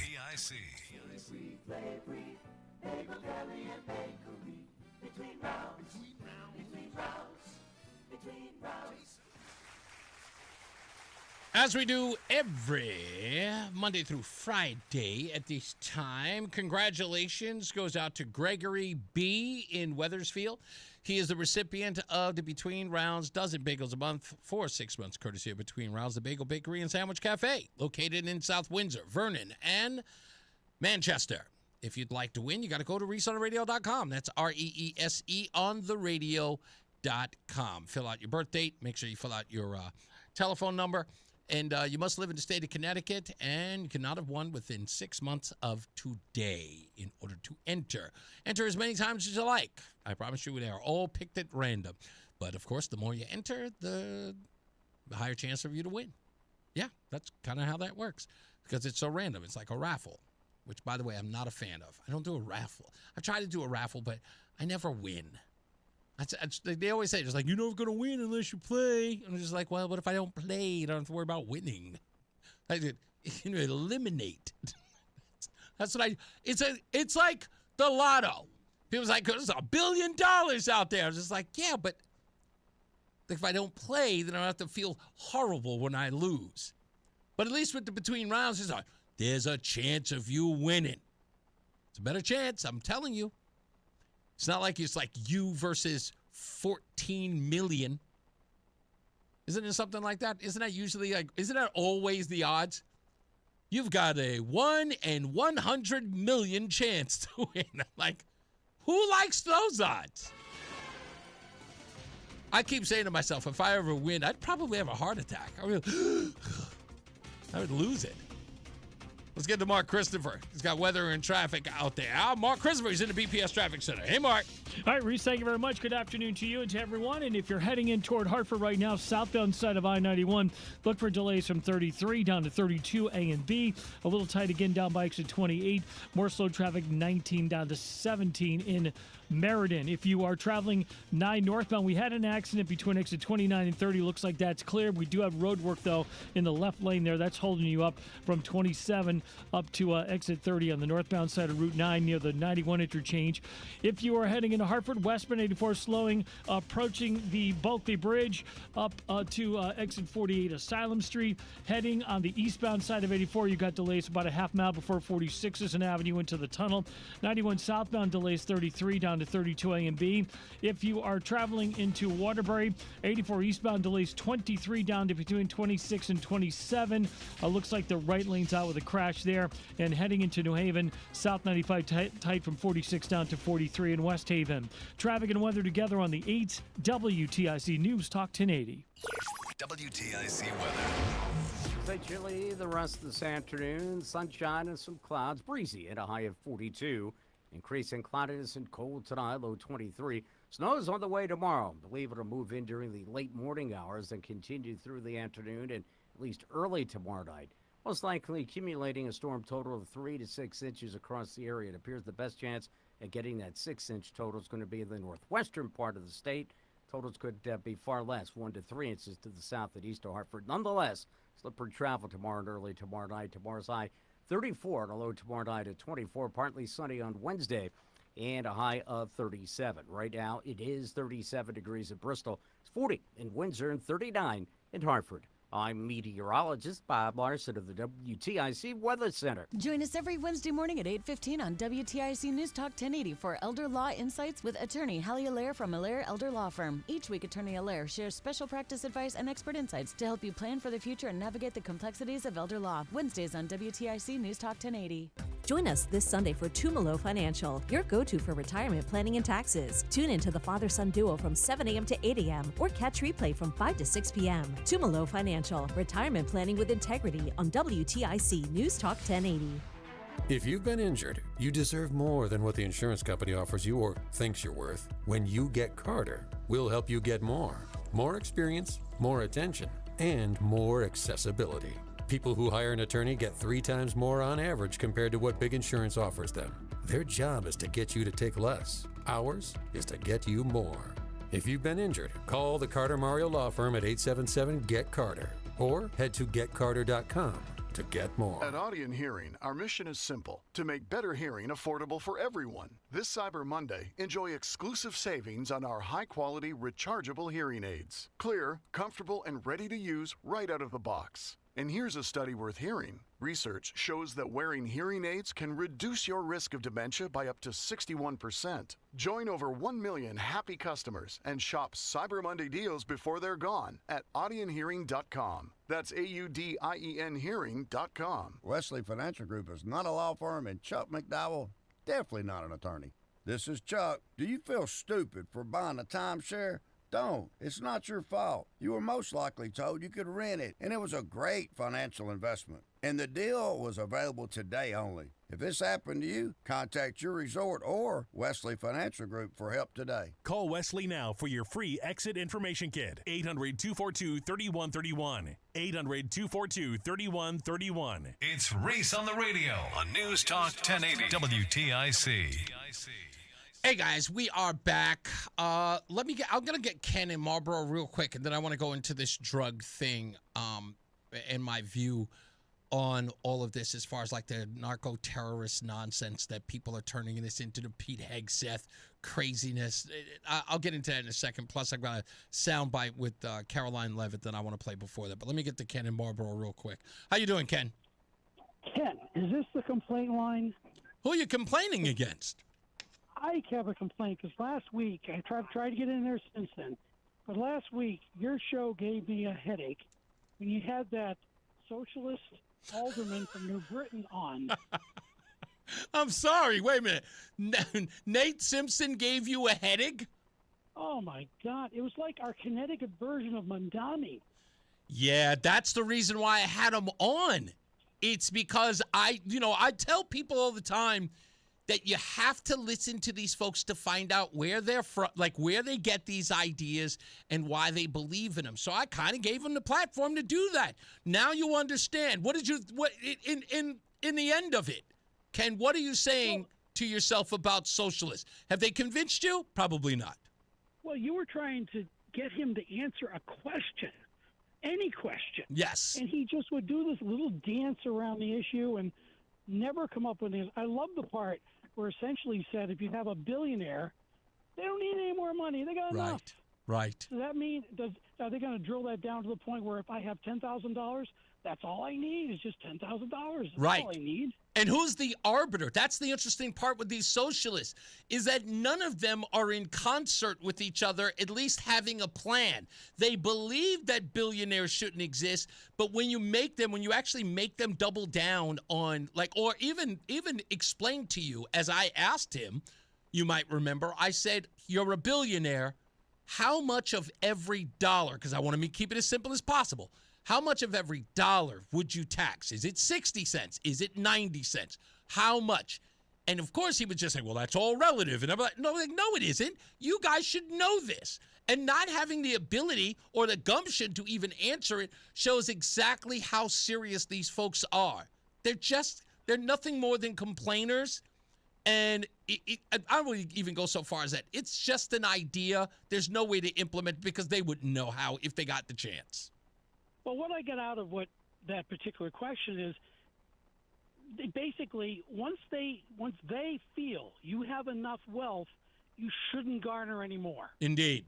Right, and they're the arbiters of that, right? And they could do it at any level. Because remember when we had the conversation about Walmart versus Target? He believes that workers should have a percentage of what those folks make. But Walmart doesn't make the same amount of money as Target does. So I said, so what should the workers do on those two businesses? Do we have to have a blanket amount of money for each one of those workers to do? Is everybody working for the same amount? He couldn't answer that question either, because I said, should we have a blanket pay rate for all of the workers who are getting part of the revenue that comes to, or the profits that come to those companies? And he goes, well, that would all depend. I'm like, these guys don't have any ideas. Well, there's a couple of books that should be mandatory reading in school. 1984 and Animal Farm.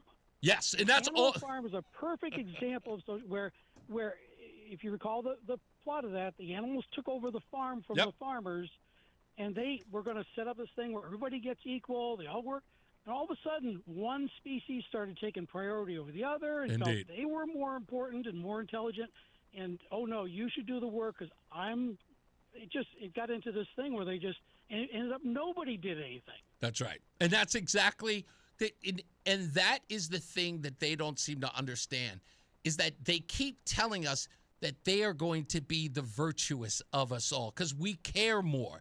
And what always happens when you give that kind of power to folks, it absolutely corrupts them because that's what power's about. He keeps saying we need to redistribute the power to the noble.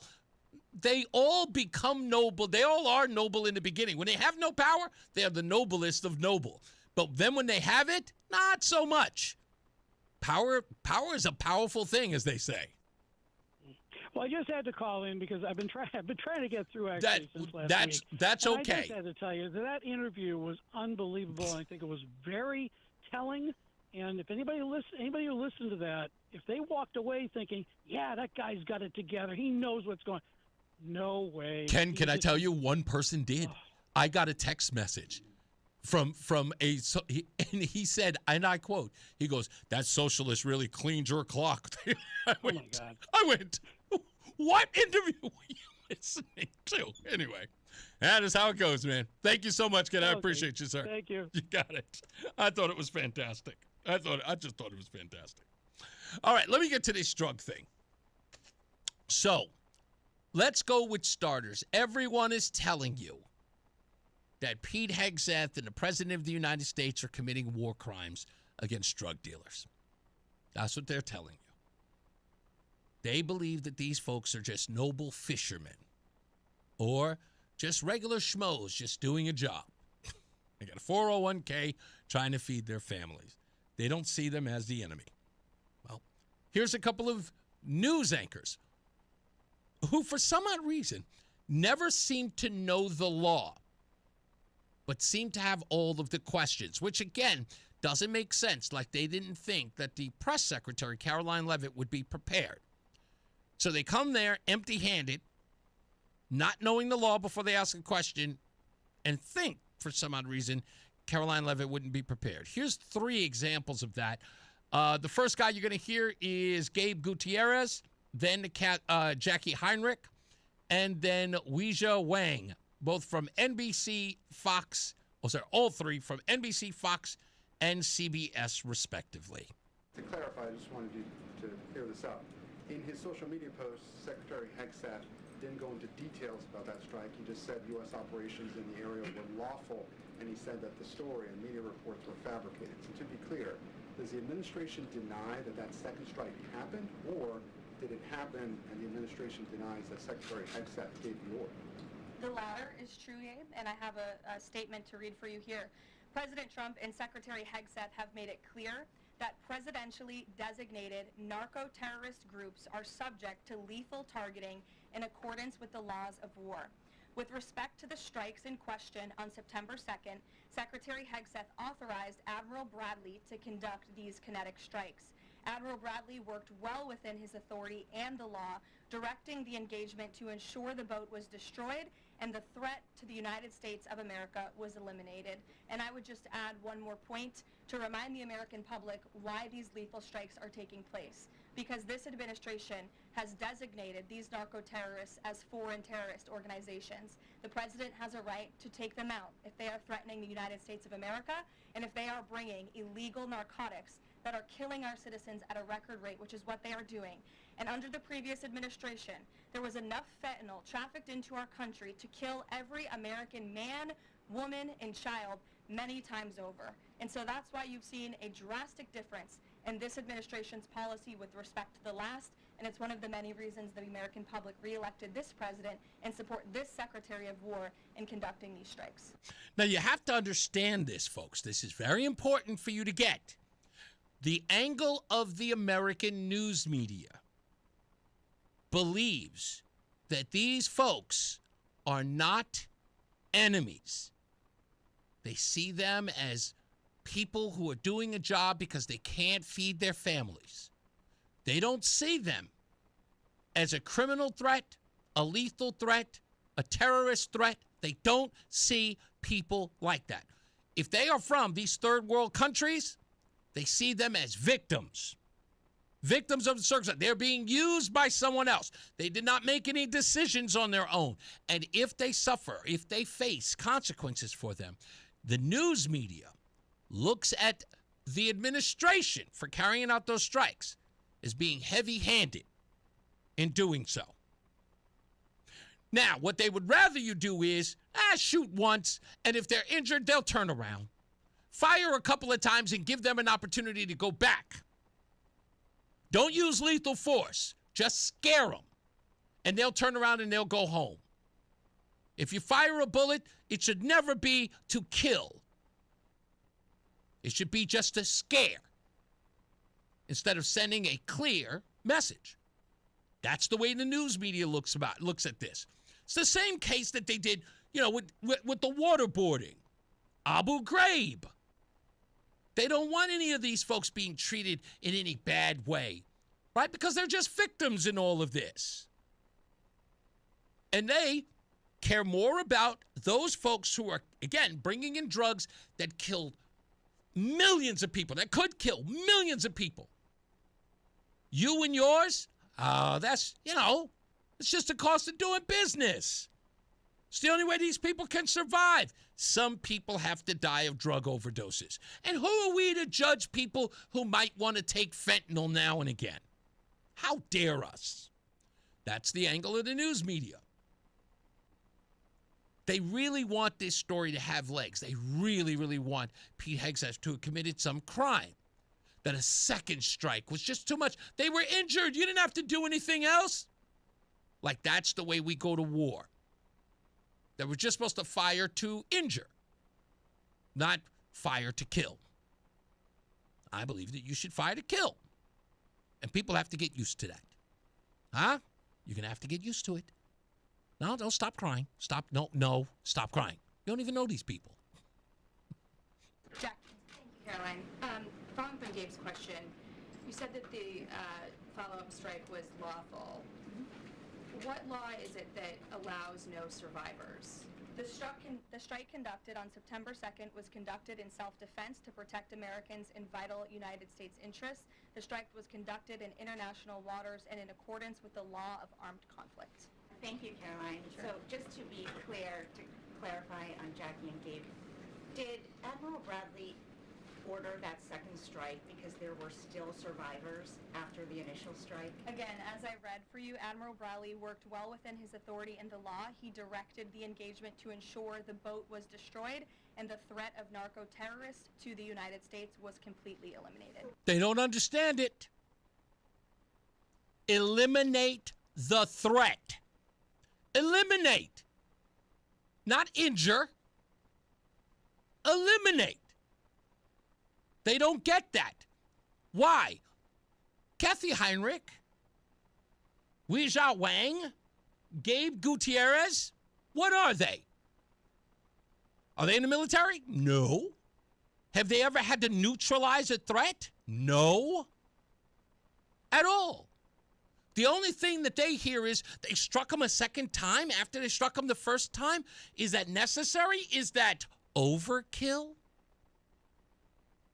I'm just asking one simple question. What do these people want? Do they want the drugs in our communities? Who do they want to protect more? Who do you want to protect more? Do you want to protect the inner cities from the scourge? Or that was it? What's the other thing that what's name used to call it? I can't remember what's the term he used to use all the time. Do they wish to help the communities that are affected the most by the drug trade? Do they care about those communities? Because look, people say that you don't want to put anybody in prison, right? They say they don't want people in prison anymore due to drug crimes. They don't want any more war on drugs. And the war on drugs used to be here, stateside, right? All of the war on drugs were us. We were running around with these task force, going into homes, grabbing people up. Remember that? Taking fathers away from families, locking them up for years for crack cocaine. While people who were arrested for powder cocaine, they got these small or short sentences where people with crack cocaine had to go to jail longer. Remember all of that? Remember every bit of that we were told? Now we're going to eliminate that base. We're going to make it so it's impossible for these folks to flourish, drug dealers and drug users alike. No drugs, what are people going to do? Right? What are they going to do? Imagine we eliminate the drug trade right here in the United States. Make it so small that nobody can get high. No one can harm another child. They don't have anything to fight for in the streets, right? What are they just going to fight for, like old school territory? Territory for what? They're not selling any drugs. Drugs are out. And this president is putting an end to it. Stopping the trafficking coming into these communities. What's the complaint about? I'm still trying to figure out, Jim Himes. I'm trying to understand. Unless, of course, you want the drugs here. You're going to treat it like teen pregnancy? They're going to get high anyway. You can't stop anybody from sniffing a little blow. Is that the attitude we're going to have? They're just going to do what they're going to do. You can't stop it. Is that the attitude? That sounds familiar. I've heard you folks do this before. When we come back, I'm going to take your phone calls, but I'm going to tell you a little story about this and why the whole drug thing, personally, the reason why I'm so against it and why I support the president and Pete Hegseth in their efforts to kill these bastards. That's just my view. It's just my view. We'll talk about it when we get back. I'll explain why. Let's get another check of your weather and traffic. Mark Christopher, he's in the BPS Traffic Center. Hey, Mark. All right, Reese, thank you very much. Good afternoon. If you're heading into Hartford right now, 84 eastbound, just a little bit slow now as you approach exit 46 Sisson Avenue into the tunnel. Westbound 84 is tied up. East Hartford approaching the Bulkley Bridge out to 47 Sigourney. 91 southbound delays 33 down to 32A and B, and again down by exit 28. If you are traveling northbound 91, that looks good. Cromwell up into Windsor. 291 eastbound is a little slow at the Bissell Bridge as you move Windsor into South Windsor. 2 westbound tied up 1D up to the 84 West merge. 9 northbound, look out for some road work between exit 29 and 30 in Cromwell. Left lane blocked there. Stay right. 84 westbound in New Britain slowing 36 Slater Road to 33 in Plainville in the 72 interchange. 84 eastbound in Waterbury slowing 23 down to just east of exit 26 in Cheshire. Westbound 84 is tied up 26 to exit 23 in Waterbury. If you are traveling on the southbound side of the parkway, you're sluggish from exit call it exit 51 down into the West Rock Tunnel, and 95 southbound delays 46 to 43 in West Haven. Traffic and weather together on the 8th WTIC News Talk 1080. WTIC weather. Breezy at times the rest of today. Partly cloudy, high 42. Increase in clouds tonight, low 23. Tomorrow cloudy. Snow will move into the area late tomorrow morning, making many roads and sidewalks slippery before ending early tomorrow night. We expect a total accumulation of 3 to 6 inches. High tomorrow 34. Lingering snow flurries late tomorrow night. Watch for icy spots, low 24. Partly sunny on Wednesday with a high of 37. And it'll become windy Thursday, maybe a snow shower, high 39. I'm Bob Larson of the WTIC Weather Center. Follow WTIC News Talk 1080. Don't miss out on important updates in Connecticut. From breaking need-to-know news, weather alerts, and more. Follow WTIC News Talk 1080 on the Odyssey app now. And now, a WTIC news update. 38 degrees, clear in Hartford at 4:30. Good afternoon, I'm Bob Brown. WTIC 1080 News. Snow on the way for tomorrow. Forecast coming up. Black ice, snow showers and fog, pestering post-holiday travelers in the Midwest. More than 8 inches of snow falling at Chicago's O'Hare Airport. That's setting a record for the date over the weekend. Retail analysts say they're expecting record sales for Cyber Monday. White House releasing results of President Trump's MRI from heart and other organ systems. White House spokesperson Caroline Levitt says the president's cardiovascular imaging is, quote, perfectly normal. 44% of the 16,000 truck driving schools in the U.S. may be forced to close after a review by the Federal Transportation Department finding they may not be complying with government requirements. On Wall Street today, the Dow closing down 427 points. NFL action, Patriots host the Giants in Monday Night Football. NBA, Nets host the Hornets. Men's college basketball, UConn taking on the Jayhawks tomorrow. Reese on the Radio continues next. 38 degrees, clear in Hartford. I'm Bob Brown, WTIC 1080 News. At Aiello Home Services, we handle hundreds of water heater issues a year. We know how much of an inconvenience no hot water is, and with our fully stocked trucks and warehouse, you can get your hot water back as soon as the same day. Contact the trusted professionals at Aiello Home Services when you call, click, or text today and say hello, Aiello. Call for details. Licensed for safety. HIC 628926, P10277688, S1041347, D10401465, S33086999, SM3004646, E1185643. You've been here before, standing in front of the mirror, tired of wondering where your weight loss journey went wrong. I'm Paige Lopez. I know the feeling, and that's why I started Awaken 180 Weight Loss. Our medication-free program helps you lose weight without expensive injections. No tiny portions, no constant hunger, just real, sustainable weight loss. Look and feel your best with personalized coaching and lifetime support. To kickstart your transformation, visit awaken180weightloss.com or call 844-346-1800. Attention all dog owners. If you have ever listened to the radio or TV for any length of time, you've probably heard of America's #1 dog supplement, Rough Greens. Greetings, naturopathy Dr. Dennis Black, Amazon best-selling author and founder of Rough Greens here. And if your dog suffers from bad breath, itchy skin, licking paws, joint pain, or low energy, the truth is their food is probably to blame. You see, all commercial dog food is dead food. That's why I created Rough Greens. One daily scoop gives your pup the live vitamins, omega oils, probiotics, and enzymes that will bring their food back to life. Don't believe me? Let your dog try it before you buy it. I'll send you a free Jumpstart trial bag, risk-free. You just cover the shipping. Go to roughgreens.com. That's RUFFgreens.com. Use discount code NEWS. Don't wait. Give your dog the gift of vibrant health. Order now. It'll be at your house in a few days. Go to roughgreens.com. That's RUFFgreens.com. Discount code NEWS for your free Jumpstart trial bag today. Rough Green. We make any dog food better. Stay locked in. Reese on the Radio is on WTIC News Talk 1080. We're back. It's Reese on the Radio. We got weather and traffic coming up in a minute, but let me get to Leroy.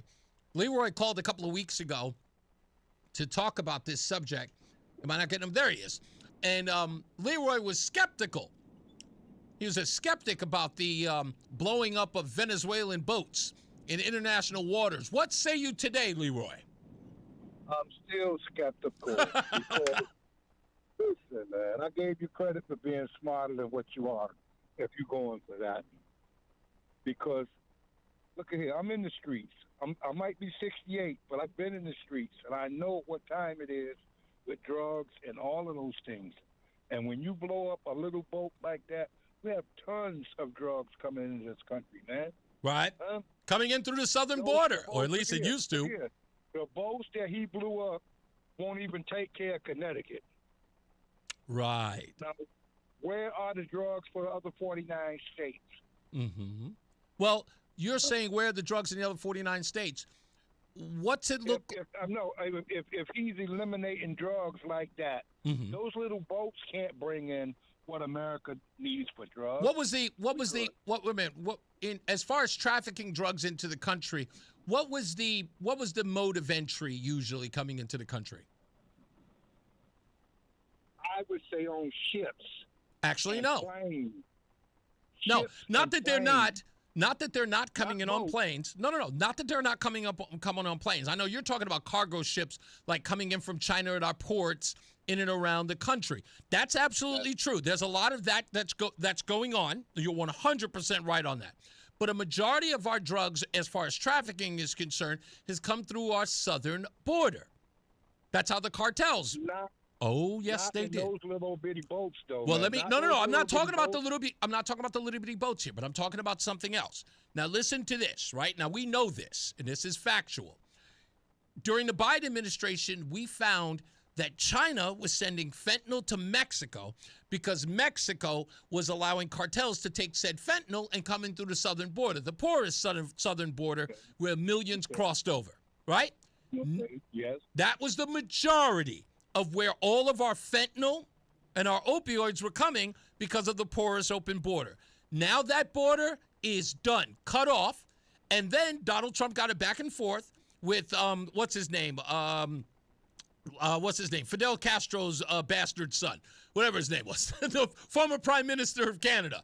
Went back and forth with him talking about the border there. Why? Because there were drugs coming in from the northern border. They just recently, Kash Patel and Pam Bondi talked about this huge drug sting that they did in Canada with fentanyl that was coming in from the northern border. So this is what the president has been very effective at, is stopping drugs from coming in.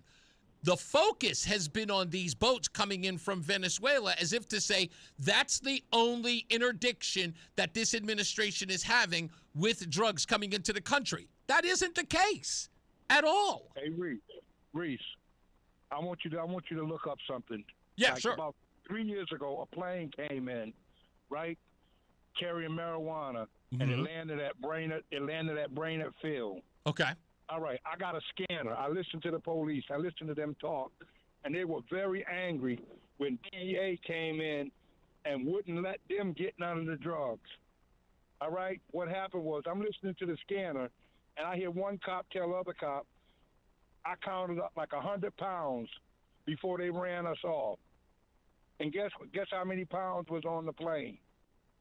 So 150 pounds when the guy said the plane was packed full and DEA ran them off and wouldn't let them get none of the drugs. So you're saying that the DEA was doing something shady? They stole the drugs, man. Hey, I'm not. Hold on. You know what? In no way am I disagreeing with you there. That's my point in all of this. And you know what? Leroy, you got to hold on for me because I'm going to explain something to you because you're missing the obvious right there. Give me a second. We'll get back to Leroy in a second. Let's get another check of weather and traffic with Mark Christopher in the BPS Traffic Center. Hey, Mark. All right, thank you very much, Reese. Well, if you're heading into Hartford on the westbound side of 84, delays approaching the Bulkley Bridge out to 45 Flatbush. 84 eastbound's a little slow, 48 Capitol Avenue into the tunnel. 91 southbound, not bad, just some slow traffic, 33 to 32 in Hartford, again down by exit 28. If you're traveling on the northbound side of 91, looks good, Cromwell up into Windsor. 291 eastbound's a little tight, getting over the Bissell Bridge from Windsor into South Windsor. If you are traveling 9 northbound, look out for some slow traffic between exit 27 and exit 30, left lane out there with road work. Westbound 84 in New Britain, you've got delays from exit 36 out to 33 in the 72 interchange, and 84 eastbound still dealing with that crash in Cheshire between exit 26 and 27. Looks to me like it's on the right side. You got delays back, just about back to exit 23 in Waterbury behind that. Traffic and weather together on the 8th, WTIC News Talk 1080. WTIC weather. Increasing cloudiness tonight, a low of 23. The cloudy, cold weather tomorrow. Snow is on the way. Snow will likely move into the area late tomorrow morning, certainly during the midday hours, then continue tomorrow afternoon through early tomorrow night. All told, we expect a total of 3 to 6 inches to accumulate. Best chance of seeing those 6-inch amounts are going to be in the northwestern part of the state. Could be a little under 3 inches south and east of Hartford. Nonetheless, slippery and slow travel expected. Tomorrow's high 34. Following the snow tomorrow evening, be just a few leftover snow flurries. Later tomorrow, high low 24. Partly sunny on Wednesday with a high of 37. Right now, it's 37 degrees in Manchester. It's 40 in Middletown and 39 in Hartford. I'm meteorologist Bob Larson of the WTIC Weather Center. Join us every Wednesday morning at 8:15 on WTIC News Talk 1080 for Elder Law Insights with attorney Haley Allaire from Allaire Elder Law Firm. Each week, attorney Allaire shares expert tips to help you plan for the future and navigate the complexities of elder law. Stay informed, stay empowered with Elder Law Insights on WTIC. If you want thick, healthy, gorgeous hair, then you need Hair Volume by New Nordic.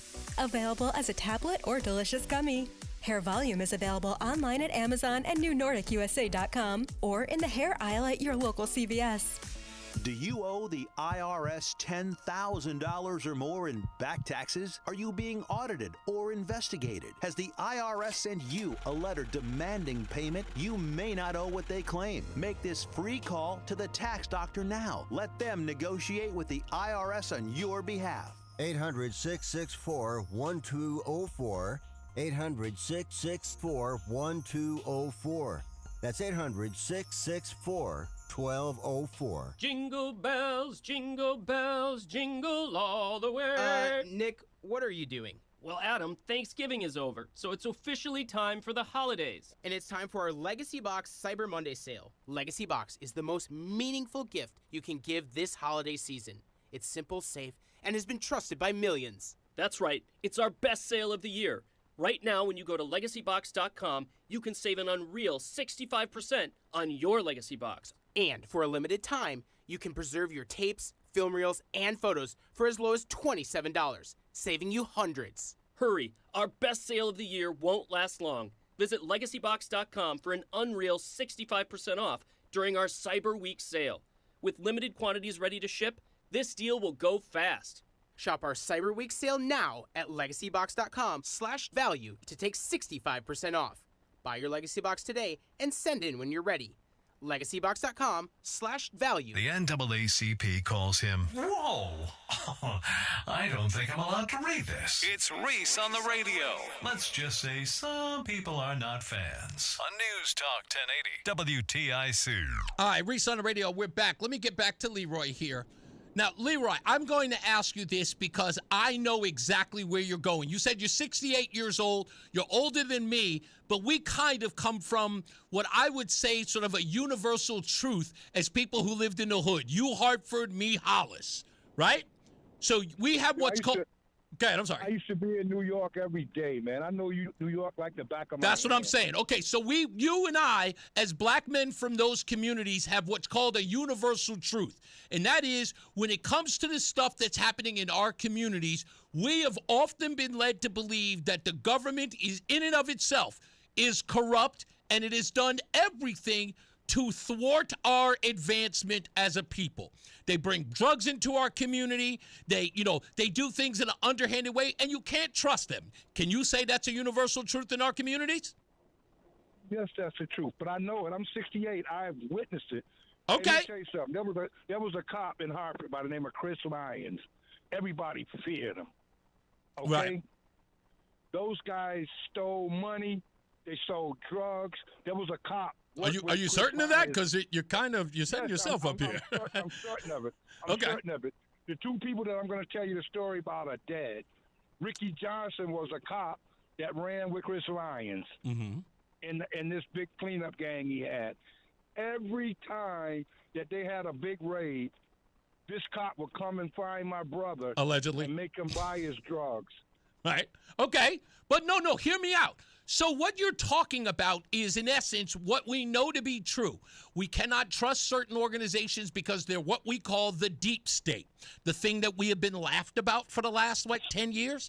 The deep state. In essence, government's acting inside its own, sort of entities, doing what it wants without or either be at the behest of the administration or without its knowledge. Right? And as you just said, you heard a plain land and 150 pounds of marijuana was there, and the DEA came in and thwarted that. And you, as many people would believe, they found a way to get those drugs into the inner cities or get them around to the drug dealers anyway to make sure that those things were being dispersed and they would take a cut or they'd skim, or whoever the drug cartel was getting it in would give them their cut. Right? Or pay them under the table to make sure that their drugs got into the country. That's something we've known. We've seen the movies about it. Tom Cruise was in a movie not too long ago that talked about how he was paid by the federal government to fly in cocaine. Remember that? Yes, sir. Okay, so we know that for certain. So here's the question I'm asking you in all of that. You are now confirming to me that you believe in the deep state. So now we have a president of the United States that is doing anything and everything in his power to not do the thing you were just telling me you were, in essence, complaining about, saying that the government has underhanded or underserved those communities by allowing those drugs to get in. Right. So he attacks drug boats. He closes the southern border where a majority of those drugs were, goes after the northern border, and Justin Trudeau, thank you, Matt, for reminding me of his name, stopping them from getting fentanyl into the country. Here is a president who is stopping that. And you are saying that you take issue or you don't believe him. He looks like that's what he's doing. But you know what he's really doing? Tell me. He's getting rid of the middleman. That's all he's doing. How so? Like he's getting rid of the cartels? How so? He's getting rid of the middleman. Who's the middleman? So that they could be the only dealer. Wait. Who's the middleman here? The United States is going to be the only drug dealer here in a little while. But wait a minute, he's going after drug companies. He's going after drug companies for opioids. Yes, I understand that. Those are legal drugs. Yes. And so are you saying that we're now going to produce our own cocaine and marijuana? Probably already doing it. I don't know. No, they got somewhere to get it. The guy, listen to me. They're over in Afghanistan right now taking it. The president of the United States. Hold on. The president of the United States. I watched the Taliban do an interview. And the guy said from our government that when the Taliban had Afghanistan, there were no drugs. They shut down the drugs. Okay. What did the United States do?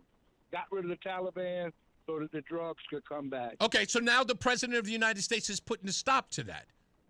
And here's my thing. What's the president's view on alcohol and drugs? What's his view on it? For it or against it? I know what he say. No. Did he have a brother? Did he have a brother who died of addiction? I don't know that. Oh, yes, he has. I don't know much about Trump. Okay, you got it. Then see, that's why I'm Leroy. Come on, you got to know about the guy before. See, it's funny that you're saying you don't know that much about him, but you have made, as you just did just here, you made every assumption in the book about the man. You now admit you know little of. How can you both be true? How can you know his intent? No. You can't know enough. Leroy, stop for a second. Leroy, hear me out. Leroy, hear me out for a minute. Leroy, hear me out. What I'm saying to you is that it is not fair for you to make an assumption about a man's intent that you then admit you know little of. Right? You can't. You're demonizing him without the knowledge of who he is. All I'm saying is if you're certain of this, at least have the info that leads you to that assumption. You're saying you have none. Reese, listen, you can know somebody for 100 years and not really know them. You haven't even done that. I mean, come on. That's true. But I've done enough to know that his father didn't rent to blacks, and he got in trouble. He's not supposed to, Leroy. He's not supposed to rent to blacks because they're blacks. Do you not understand that? You're sitting up here telling me I own an apartment and blacks want to move into it, and the reason why I'm having them move in is because they're black. I don't give anything to anybody based on their skin color, and you don't get preferential. Wait. You don't listen. I don't give you preferential treatment because of your skin color, and at the same time ask me not to be discriminatory. It's either you want me to be discriminatory or you don't. It's got to be the same on both ends. So everybody keeps saying he wouldn't rent to black people. So that means that black people are supposed to be allowed to rent because they're black? What else? What else plays a factor? Do they get to have, Leroy, do they get to have bad credit in moving to my apartments too? Like, no. Do they get to not be able to pay the rent and still get in because they're black? Is that supposed to be the card that gets them into my apartments? It was like, hey, I don't care about how much money you got in the bank. Move on in. Blackness allows you to get anything you want. Just pull out the black card. I'm sure some of them people had money and could pay. You're sure? I bet you you're about as sure as you know Trump. But I want to give you a compliment. You and your wife, y'all seem to deserve each other. Y'all look like a good team. Oh, thank you very much. Can I assume you watched our video? Yeah, I have not watched your video or anything. Oh, okay. I just listened to you guys on Friday, and you were like a glove in a hand. You know, you put right there together.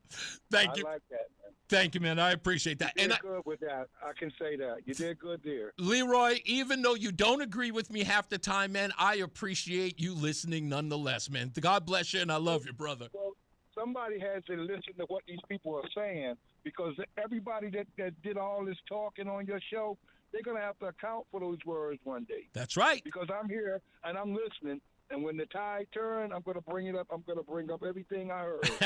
Well, I expect you to do just that. Thank you, Leroy. That's why I listen every day. Thank you, man. God bless you, man. I appreciate you. Bless you too, sir. You got it. Let's go. Thank you for waiting for me, Jerry. I appreciate you, sir. What's going on? Hey, just for Leroy and your discussion about the corrupt government, the Tuskegee experiments were not conducted by Klansmen wearing white robes. They were conducted by credentialed public health officials wearing white lab coats. Damn right. And my point is that as much distrust as there is for the police, it shouldn't necessarily stop there. We've seen public health officials during this pandemic put the most infectious people in with the most vulnerable people time and time again, and thousands died of all races. Indeed. So don't just, look at, the cop, look at the Fauci and others. And exactly. The corruption is rampant everywhere. That's the point. You know, it's like I was trying to express to Leroy. It's just like he knows there's a corrupt system out there, but yet someone trying to thwart that corrupt system is then being considered corrupt. And I'm going, well, where do you draw the line? Well, yeah, I mean, it sounds like Leroy doesn't know about Trump's brother, but he knows about his father. Right. Hey, I'm calling about the drugs, but also, time permitting, something that just stinks to the high heavens about this National Guard shooting. Yeah. If we have time to get to it. Regarding drugs, one way to look at it is nobody I know, and probably nobody you know, and nobody Leroy knows, has died from climate change. But everybody I know, and probably everybody you know, and probably everybody Leroy knows somebody who, you know, whether you know their names and you remember their faces, who died from drugs. Indeed.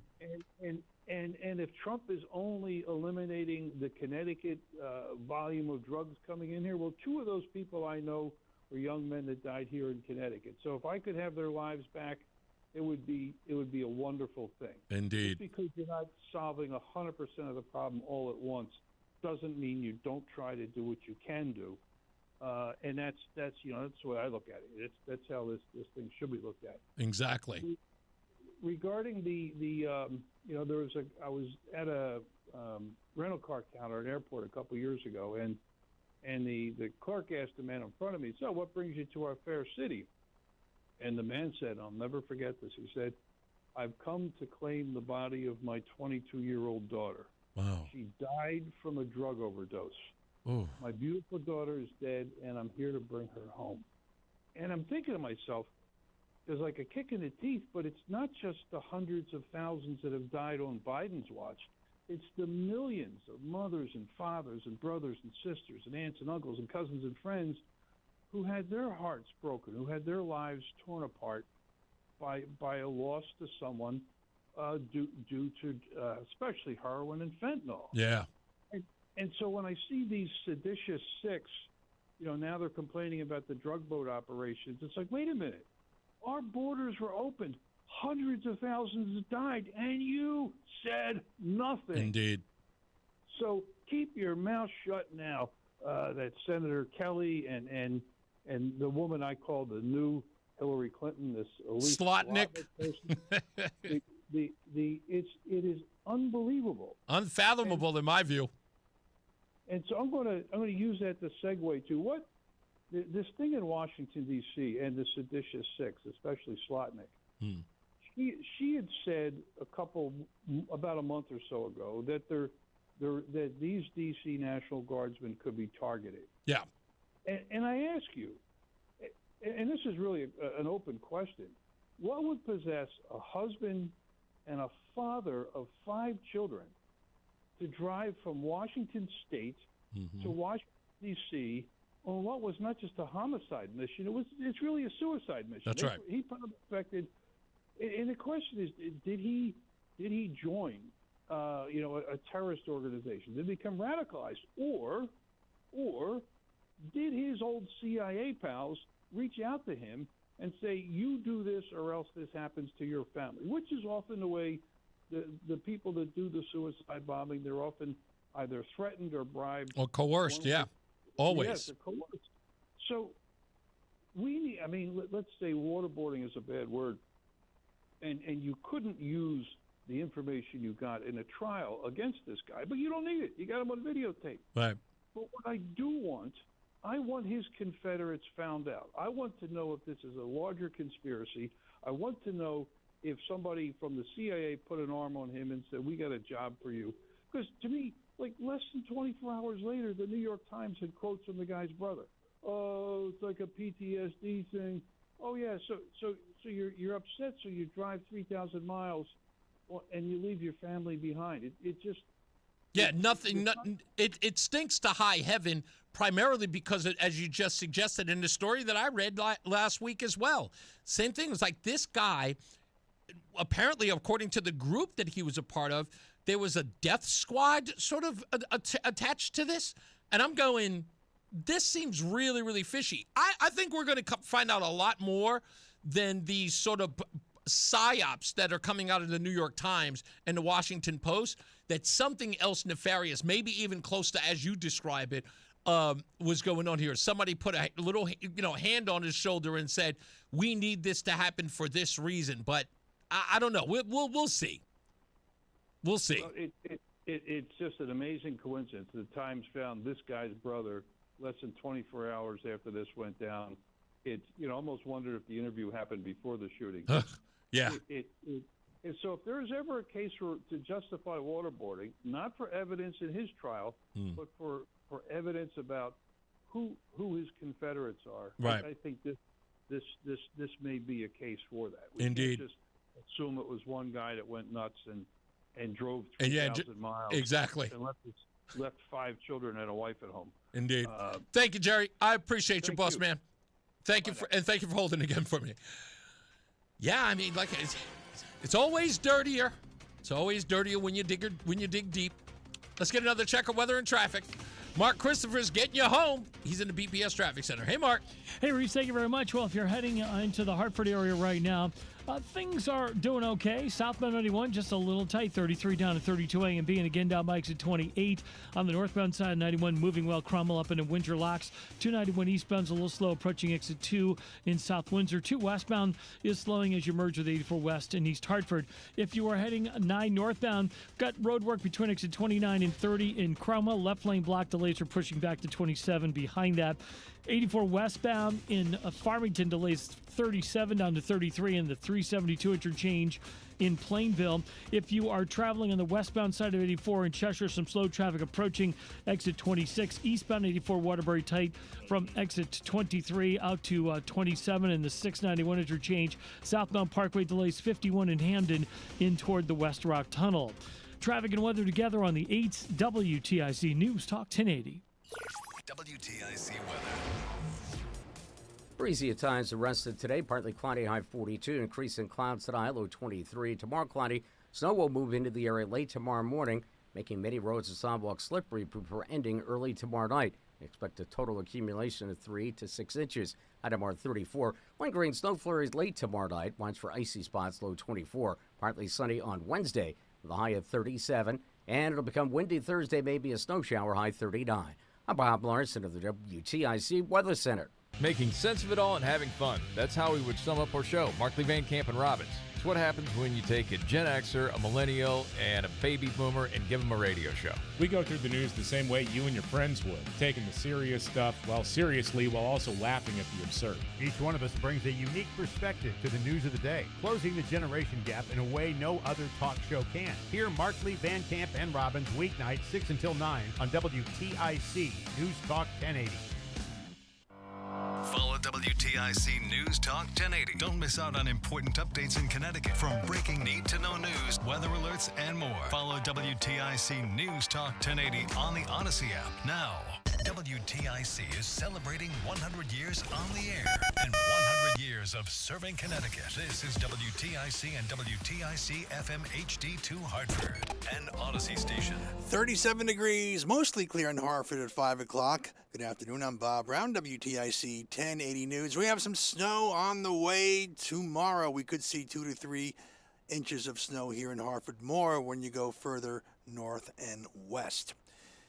Meantime, some people are still working on getting home from the Thanksgiving holiday, if you can believe it. Since the Midwestern storm over the weekend, Chicago getting the worst of it. Hundreds of flights delayed at O'Hare. Facing prosecution and the threat of being reinstalled to military service to face a court-martial, Arizona Senator Mark Kelly daring the Trump administration and Secretary of Defense Pete Hegseth to try. Kelly, among 6 members of Congress, speaking in short videos released last week, urging military personnel to refuse to carry out illegal orders. Kelly and the others did not spell out what sort of orders, but one area of concern is the president's idea of sending active duty military units into American cities to carry out police duties. At a Capitol Hill news conference today, Kelly taking special aim at Hegseth. He is in the National Command Authority for Nuclear Weapons. And last night, he's putting out on the internet turtles with rocket-propelled grenades. Have you seen this? This is the Secretary of Defense. This is not a serious person. Kelly is a service veteran and former astronaut who sits on the Armed Services and Intelligence Committee. White House releasing a letter from President Trump's doctor about a recently performed MRI. His abdominal imaging, the letter here says, is also perfectly normal. All major organs appear very healthy and well perfused. Everything evaluated is functioning with normal limits with no acute or chronic concerns. This level of detailed assessment is standard for an executive physical at President Trump's age and confirms that he remains in overall excellent health. Ed O'Keefe reporting. White House Press Secretary Caroline Leavitt placing the blame for the shooting outside a Washington subway stop, which left one West Virginia National Guard member dead and another severely wounded. The Trump administration is now actively re-examining all of the Afghans imported into the country by Joe Biden. Any individual who threatens our national security or our citizenry will be subject to removal. The suspect is an Afghan national who helped the U.S. during the post-9/11 war on terror. He was allowed to come into the U.S. with his family after Afghanistan was taken over again by the Taliban. An attorney for the family of Joyce Grayson, a visiting nurse killed by a Willimantic halfway house resident 2 years ago, says all lawsuits in the case have now been resolved. That includes a $2.25 million settlement with the state. WTIC's Dave Mager reports. Last year, the state of Connecticut passed a bill protecting home health care workers. Attorney Kelly Reardon says the Grayson family made that a priority in settlement talks. The family is committed to making changes to protect healthcare workers in the workplace. And the victim's daughter, Caitlin Grayson, says a big part of protecting visiting workers is being more aggressive in tackling the problems facing patients. We need better services in our communities to support the individuals who are suffering from substance misuse and mental health. Reardon says all defendants in the case, including Grayson's employer, Olara Caring of Dallas, have been receptive to pursuing change to protect all involved. Dave Mager, WTIC 1080 News. On Wall Street today, the Dow closing down 427 points, S&P down 36, the NASDAQ down 89. NFL action, Patriots hosting the Giants in Monday Night Football. NBA action, Nets host the Hornets. Men's college basketball, UConn taking on the Jayhawks tomorrow night. Reese on the Radio continues up next. 37 degrees clear in Hartford. For more on these and the stories, go to WTIC.com. I'm Bob Brown, WTIC 1080 News. Coverage varies by plan. View contracts and exclusions at EnduranceWarranty.com. If you have a 2004 or newer vehicle that's out of warranty or about to be, Endurance is urgently notifying U.S. drivers about their low-cost vehicle coverage plan designed to save drivers thousands on rising vehicle repair costs. Those who qualify can pick their plan, coverage, and repair shop. Roadside service, towing, and rental cars included. All covered repairs get paid directly to the repair shop for you. Call now for your free quote. Call 800-458-1375. That's 800-458-1375. If Ernest Hemingway was alive today, would he say this to you? Shakespeare, Mark Twain, Edgar Allan Poe, all great writers. And after reading your book, I simply must add you to the list. Wait, you don't have a book yet. So make a free call to Page Publishing. Turn your book idea into publishing gold. 800-215-6818. 800-215-6818. That's 800-215-6818. The hour that packs a punch. It's Reese on the Radio on WTIC News Talk 1080. I'd like to applaud Roland for pointing out my dietary needs. What you doing eating that honey bun? Shh. The wife might hear you. It's Hollywood News time. It's Hollywood News. With your correspondent, Reese on the Radio. All the glitz and all the glamour. It's Hollywood News. Now, have you ever had a movie that you really, really want to see, but you can't see? Like, no matter what, you can't go see it, Roland. I have this movie that I really, really want to see, but I can't see it. I just won't because I hate snakes. But I really want to see it. Yes. With Jack Black. Do it, Jack Black. You got to go see that. So apparently, everyone is really excited about this because it's sort of like they call a meta movie. It's supposed to be making fun of the Anaconda movies. And it's a comedy that they are putting on par with, who are they comparing this to? Oh, a Jumanji-esque and Hangover style. So Jumanji meets Hangover with a little bit of horror with a man-eating anaconda. Why not? And no, don't get me wrong. I think it's a brilliant idea, but I am deathly afraid of snakes. I can't watch a movie where a snake's going to be popping out and sort of like the jump scare from the... I won't watch it. I just can't do it. And yet I got to get over my fear of snakes in order to watch it, but I don't think I can. This is one of those movies that I really, really want to see, but I can't. I think you'll be fine. That's you. I think you'll be fine. Go there, look at the snake on a big screen, let it pop out and almost eat you, and I think you'll be okay. Yes, I'm sure I won't have nightmares, Roland. We watched that TV show Pluribus, the one that's on Apple TV. Yep. We watched it. Do you know we won't watch it at night anymore? Is it that scary? It's not even scary. It's kind of a mind screw. And Roseanne and I both woke up the first two episodes. We woke up and I go, God, I just had the weirdest dream about Pluribus. And Roseanne goes, so did I. And we were freaked out because it was so real. So we won't watch it at night. We only watch it during the day.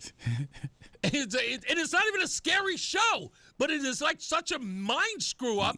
I can't mess with it. And sometimes it's the background music will get you too. It is. That's what sets the tone, and now that's into your system, and then it's downhill from My there. deathly fear of snakes is keeping me from watching this movie, even though I really want to see it, because I like Paul Rudd.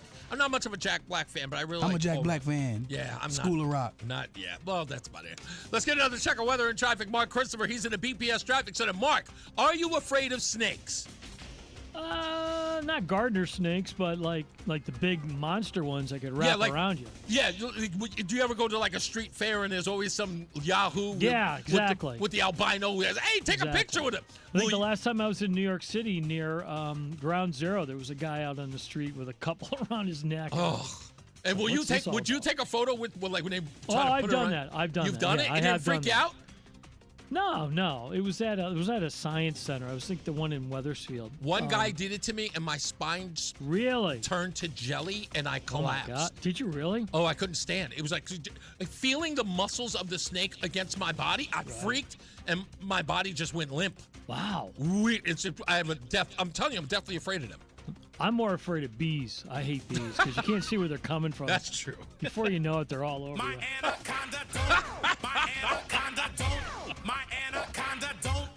None unless you got buns. I worked with this guy for 3 years. How did I not see that coming? Well, Reese, right now, nothing to worry about on the roads. No snakes or anything getting in your way. Southbound 91 delays 33 down to 32 A and B. Again, a little slow down by exit 28. If you're traveling northbound 91, good ride, Cromwell up into Windsor. Westbound 84 is tight up approaching the Bothia Bridge out to 45 Flatbush. 84 eastbound slowing 46 Sisson Avenue into the tunnel. 291 through 84 okay. If you're traveling into Cromwell right now, 9 northbound between 29 and 30. Road work in the left lane, stay right there. If you're heading westbound 84 in New Britain, you got delays 36 out to 33 in Plainville in the 72 interchange. And if you're traveling eastbound 84 in Waterbury, delays 22 to 23, again 26 down into the 691 interchange. Traffic and weather together on the 8th WTIC News Talk 1080. WTIC weather. Increasing quantity tonight, low 23, and quantity tomorrow. Snow arriving during the late morning hours, continuing tomorrow afternoon and early tomorrow night. Pretty big range of accumulation across the greater region, as little as 1 to 3 inches of slushy snow with rain mixed in southeast of Hartford, and as much as 6 inches in northwest Connecticut, where it'll be all snow, probably closer to a total of 3 inches in Hartford itself. Untreated roads will be slippery. Tomorrow's high 34. The snow will taper to flurries later tomorrow night, low 24, and partly sunny on Wednesday, high 37. Could be a snow shower or two later Thursday, becoming windy on Thursday with a high of 39. Right now it is 34 degrees in Wallingford. It's 35 in Willimantic, 37 in Hartford. I'm meteorologist Bob Larson of the WTIC Weather Center. Columbia Dental has great care close to home. Our state-of-the-art network connects all 12 Connecticut locations, making appointments easy. Plus, our Waterbury office now offers a prosthodontist for specialized care. Schedule your appointment today, 860-645-0111. Be a guest at your own holiday party. Let Highland Park Market do the work. From vegetable platters, cold cut platters, and gourmet party platters to a full catered event. Nobody does it better than Highland Park Market. Only in Manchester, Glastonbury, Farmington, and at HighlandParkMarket.com. Newsmax, you like Newsmax. I like it too. Newsmax has been terrific. President Trump is right. Millions like you are tuning into Newsmax. You're watching Newsmax on cable. You're going to our streaming channel, Newsmax 2. And you're downloading our free Newsmax app on your smartphones and TVs. Reuters Institute says we're now one of the top news brands in the nation. Every night, watch great shows with Rob Schmidt, Carl Higbie, Rob Finnerty, and more as they expose the big media lies, the Washington swamp, and they're never afraid to talk about faith, freedom, and the values that made us great. Find out why Newsmax is the fastest growing news channel in America. Make the switch today and join our news revolution. Get Newsmax on cable, on streaming, and download the free app today. It takes just seconds to start. Let President Trump know you stand with Newsmax. It's for real news, for real people. Make the switch today. I'm Ed Evans, CEO of Consumer Cellular. No, we're not one of the big guys. Truth is, we don't want to be. If you're over 50, Big Wireless probably has you paying for more data than you might need. You could be throwing away thousands over a lifetime. Our entry-level data plans start at just $20 a month. And for a limited time, switch and get your second month free. Call 1-888-FREEDOM, visit consumercellular.com or a store near you and get your second month free today. Plans include $5 credit for auto pay and e-billing. See site for additional details. At Audion Hearing, our mission is simple: to make better hearing affordable for everyone. This Cyber Monday, enjoy exclusive savings on our high-quality rechargeable hearing aids. Clear, comfortable, and ready to use right out of the box. And here's a study worth hearing. Research shows that wearing hearing aids can reduce your risk of dementia by up to 61%. Join over 1 million happy customers and shop Cyber Monday deals before they're gone at audionhearing.com. That's AUDIEN hearing.com. It's Reese on the Radio on News Talk 1080 WTIC. We are back. By the way, I want to thank the folks over at the Connecticut Sentinel. They sent me a nice message. Folks, you may not know this, but if you don't watch the show online, it's what I'd like to call a separate part of the show is my T-shirt collection. The T-shirts are, and as are the hats, are another character on the video program. So you can watch me flail my arms around during the show when I'm getting like all energized, or my interviews where you can at least look at the person that I'm talking to. Those are all elements of the online show. But the T-shirts for me is I'm always finding something that, if not theme related, it's personal to me. The Dropkick Murphys and wearing a Boston Red Sox cap that I saw, I haven't seen this one, so I had to grab this one, is usually like for something. Dropkick Murphys, Red Sox, Fenway, the whole bit. You get it. That's sort of my representation of New England and Boston, a town that I love. It's lost its way in a lot of ways, and you all know. I don't have to get into all that. But if you ever want to sort of understand what that's about, check out the online show now and again. It's on YouTube until we figure out this Facebook thing. And for those of you who are asking about, it's like, what happened to Facebook? I'll explain it. It's real simple. Here's what happened. So back in 2021, during the whole pandemic thing, I wrote a post when I found out that certain people in New York couldn't get into an Applebee's without a vaccine passport. At the same time, the Biden administration, of course, with Karine Jean-Pierre as the press secretary, could not answer the question why illegals who were coming through the border, the southern border, did not need to have passports or any documentation from their country of origin. Many people were arguing that asking those folks to identify themselves was a bridge too far, but they were okay with vaccine passports at an Applebee's. So I wrote, and I'm summing up here, I'm sort of paraphrasing what I wrote, but it went a little like this. If you allow, or if you're for vaccine passports to get into an Applebee's, but not at the southern border, punch yourself in the face. Because of that quote, Facebook, 4 years later, because I wrote it on December 18th, 4 years later, decided that that post was harmful and was promoting self-harm. Because I said, if you believe in a vaccine passport to eat at Applebee's, but not a passport to cross the southern border, that you should punch yourself in the face. Now, it's a line that I've told plenty of people. I have a friend, Jamie, that I used to say to all the time, if anyone ever calls you a great father, punch them in the face. So that was an insult that I would use.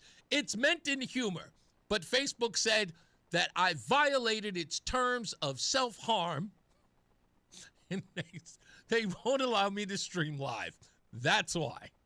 So you got to go to YouTube, and now you have to go to X as well. That's I can't stop laughing at it. I should be outraged, but I can't stop laughing at it. Because as I said at the beginning of the show, right? Serenity prayer, right? Accept the things I cannot change. I can't change it. That's what happened. That's what it is. And I adapt to it. Change the things that I can. I promoted the fact that you can find me on X and you can find me on YouTube.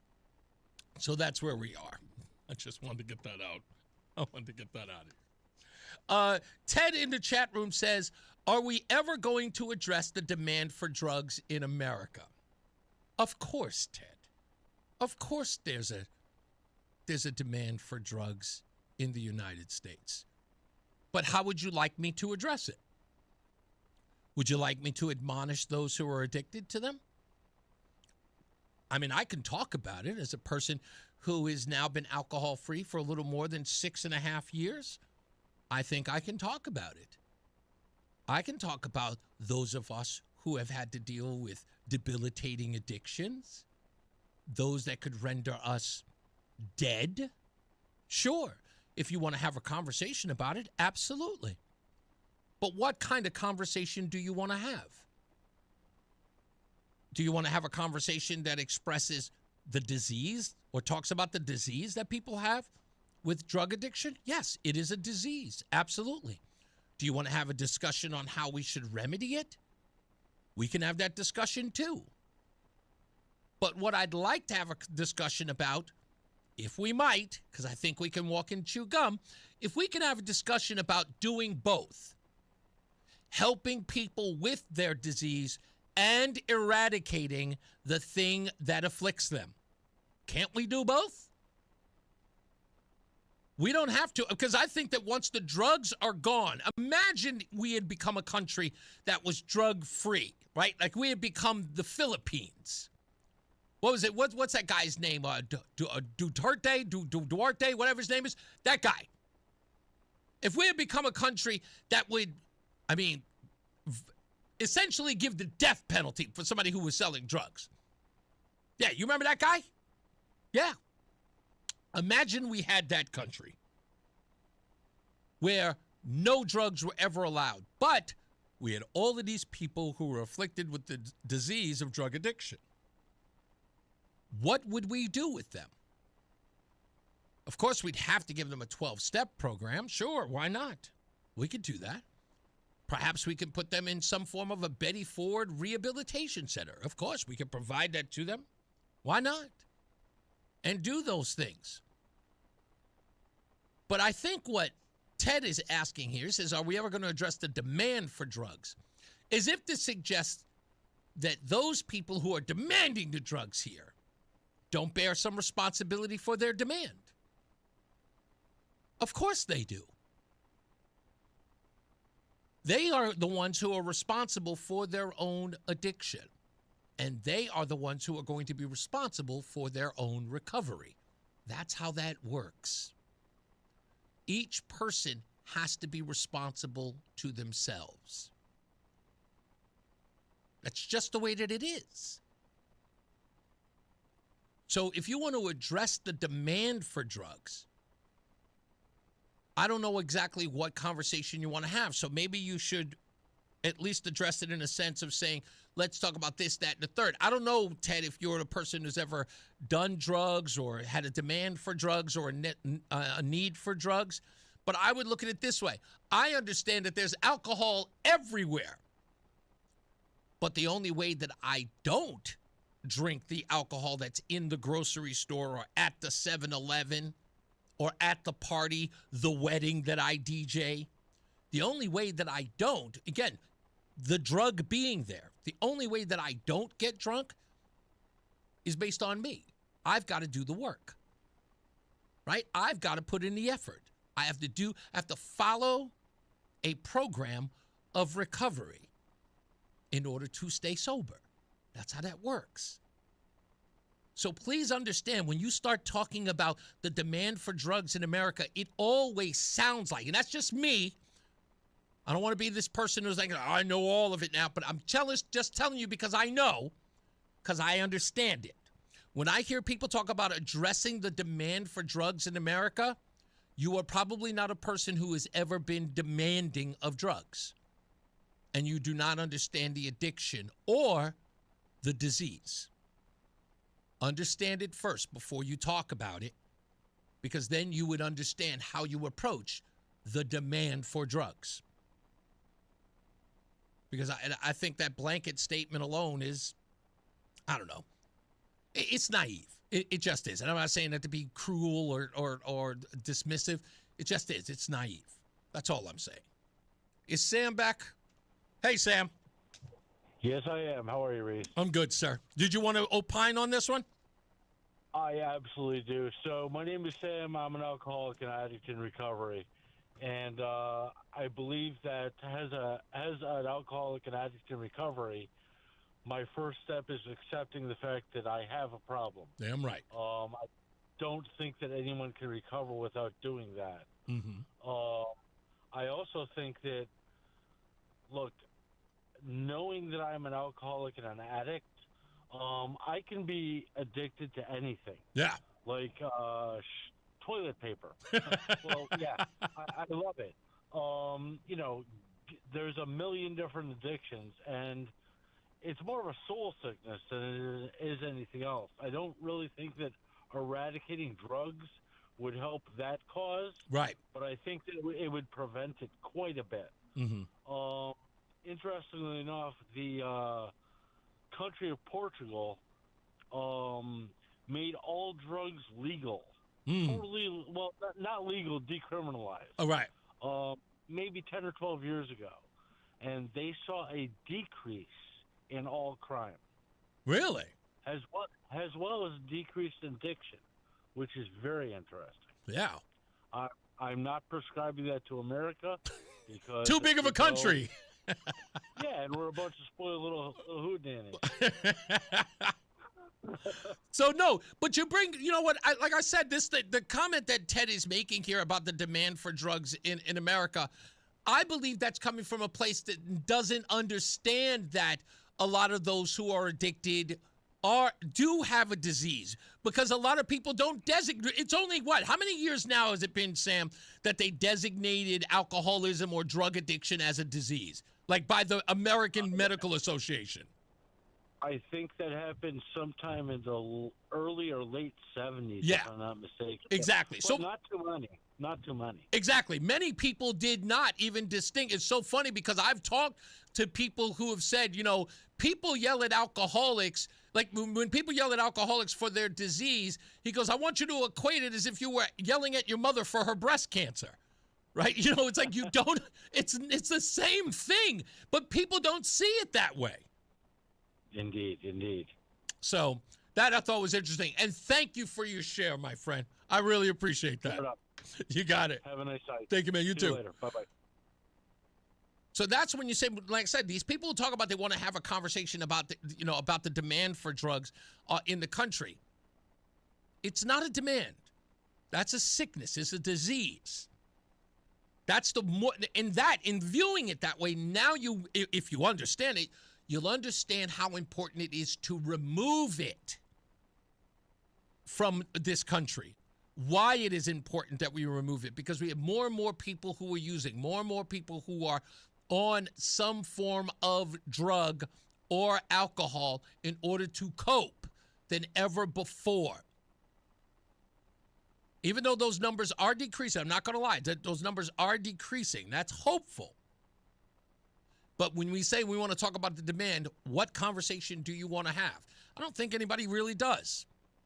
It's a tough conversation if you're not involved in it, or, you know, talk to somebody in Al-Anon. You don't even have to talk to a person who's an addict. Talk to someone who goes to Al-Anon meetings to support people who are suffering from this affliction. Those people will help you too. Those people will help you understand that it's not as simple as a demand for. You know, it's deeper than that. You know, I've heard that comment over and over again. So I just wanted to address that, Ted. I hope that it answered some questions for you. When we come back, schools in crisis. Immigrant student enrollment drops, straining budgets. That's interesting. And that's supposed to be a bad thing? Because I don't understand how you strain a budget when the budget is reliant on people who come into the school. So every time you get a new kid, more money goes in. Kid goes out, money goes out. Unless you were using the money for something else. Not getting it. So, it's weird. We'll get to that in a second. More news, more views coming up. Mark Christopher's getting you home. He's in the BPS Traffic Center. Hey, Mark. Hey, Reese, thank you very much. Well, we do have an accident in Hartford on the southbound side of 91 between 29A and 27 near the Convention Center. Right shoulder blocked with a 3-vehicle accident there. You've got delays now back to approaching 33 Jennings Road. Behind that, if you're westbound 84, delays approaching the Bulkley Bridge out to 45 Flatbush. 84 eastbound slowing 44 Prospect Oakwood into the tunnel. 2 westbounds a little slow. 1D up to the 84 West merge in East Hartford. 9 northbound road work in Cromwell. Left lane between 29 and 30. Delays are back to 27. Behind that, westbound 84 in New Britain slowing 36 Slater Road to 33 in the 72 interchange in Plainville. If you are westbound 84 slowing in Cheshire 26 to 25, 84 eastbound is sluggish in Stop and Go 23 in Waterbury down to the 691 interchange. And if you are southbound in the Wilbur Cross Parkway, got delays 50 into the West Rock Tunnel. Traffic and weather together on the 8th WTIC News Talk 1080. WTIC weather. Breezy at times the rest of today. Partly cloudy, high 42. Increase in clouds tonight, low 23. Tomorrow, cloudy. Snow will move into the area late tomorrow morning, making many roads and sidewalks slippery before ending early tomorrow night. Expect a total accumulation of 3 to 6 inches. High tomorrow, 34. Lingering snow flurries late tomorrow night. Winds for icy spots, low 24. Partly sunny on Wednesday with a high of 37. And it'll become windy Thursday, maybe a snow shower, high 39. I'm Bob Larson of the WTIC Weather Center. This is an important public service announcement for our listeners. Reese on the Radio is also a podcast. You can find us anytime on Apple Podcasts, Spotify, or wherever you get your podcasts. Catch the full episode, listen by individual hour, or jump straight to the highlights. Just open up your favorite podcast app, search Reese on the Radio, and hit the follow button so you can get every minute of the show your way and on your time. And now, a WTIC news update. Down to 36 degrees, mostly clear skies in Hartford at 5:30. Good afternoon, I'm Bob Brown. WTIC 1080 News. Snow on the way tomorrow. We get a couple of inches here in Hartford. More plowable snow north and west. Forecast coming up. White House says a Navy admiral ordering a second strike on an alleged drug boat in the Caribbean Sea and insists the September attack that has come under bipartisan scrutiny was lawful. White House releasing results of President Trump's MRI. White House spokesperson Caroline Leavitt says the president's cardiovascular imaging is, quote, perfectly normal. Luigi Mangione, the man accused of killing Brian Thompson, CEO of United Health, a year ago, was in a New York State courtroom for a hearing about what evidence will be presented during his trial, which includes a backpack he allegedly had on him during the shooting. Family members getting ready to cut the cake at a toddler's birthday party when the gunfire erupted over the weekend inside a banquet hall packed with relatives and friends in California. The birthday's girl's mother said that at first she thought she was hearing the sound of balloons popping. Officials say 3 children ages 9, 8, and 14 and a 21-year-old man were killed. 11 others were hurt. This all taking place in Stockton, California. On a lighter note, the last supermoon of the year will soon shine in December skies when a full moon is closer to the Earth in its orbit. It's a so-called supermoon. It happens this Thursday. Makes the moon look up to 14% bigger and 30% brighter. Wall Street, the Dow closed down 427 points. Football tonight, NFL action. Patriots host the Giants. Monday Night Football. NBA action, one game locally. Nets host the Hornets. 36 clear in Hartford. Reese on the radio continues next on Bob Brown, WTIC 1080 News. Men, it's the holidays, a time of love and joy. But if you suffer from erectile dysfunction, the season can be tough on you. This is Dale for Northeast Men's Health. And if you and your partner are struggling because of ED, change it up this year. Give the best gift you can give to the one you love by treating your ED and restoring your relationship. In Northeast Men's Health, we're experts in treating ED. And as a Prometic restorative health practice, we've literally seen thousands of relationships renewed across the nation. Plus, with treatments having success rates well over 90%, coupled with many treatment options, we can likely find the right one for you. You may even find you're performing like you haven't in years. So call us and give your partner the best gift you can give this season, a renewed, restored relationship. Your first visit is only $99 and includes blood work, a medical consult, and if medically advised, a test dose. And if that test dose doesn't work in the office, your visit is free. Call 800-930-5956 or go to northeastmenshealth.com. That's northeastmenshealth.com. We have 6 offices across the Northeast to serve you. Northeast Men's Health, a Prometic restorative health practice. Just hearing the word IRS can make people break out in a cold sweat. No one wants to deal with the IRS, and now you don't have to. The good news is Legal Tax Defense has been successfully negotiating with the IRS for more than 15 years. It doesn't matter how much you owe, whether it's $5,000 or $5 million. You deserve the best in the business on your side, and that is Legal Tax Defense. Even if you're working with someone else and just want a second opinion, there is no cost or obligation to call. They can prevent levies, liens, wage garnishments, even file back tax returns. And the best news about Legal Tax Defense is they won't take your case unless they know they will reduce or eliminate your tax debt. Call Legal Tax Defense right now for a free no-risk consultation. 800-323-8922. 800-323-8922. You have nothing to lose but everything to gain. 800-323-8922. The Odyssey app lets you jump back to the moments you missed from WTIC News Talk 1080. Download the free Odyssey app, search WTIC News Talk 1080, and tap earlier today to get started. All right, folks, stop fronting. Get the Odyssey app today. Go over there and download it right now, the Odyssey app, so you can find out what happened was right here on Reese on the Radio. Don't forget, you can go to WTIC.com, get the podcast. You can also go to ReeseOnTheRadio.com, also get the show. You can read my Substack. My Substack in there this week is called Hating Ben Proto.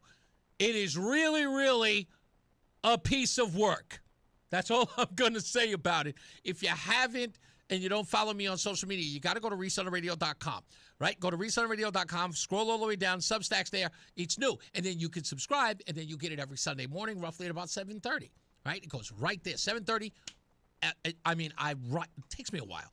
I write it, I post it, I do it on Saturday night. And then it shows up on Sunday, right? Sunday morning. When you wake up and you're drinking your coffee, hey, I want to read something. I can't go out and get the paper because it's cold outside.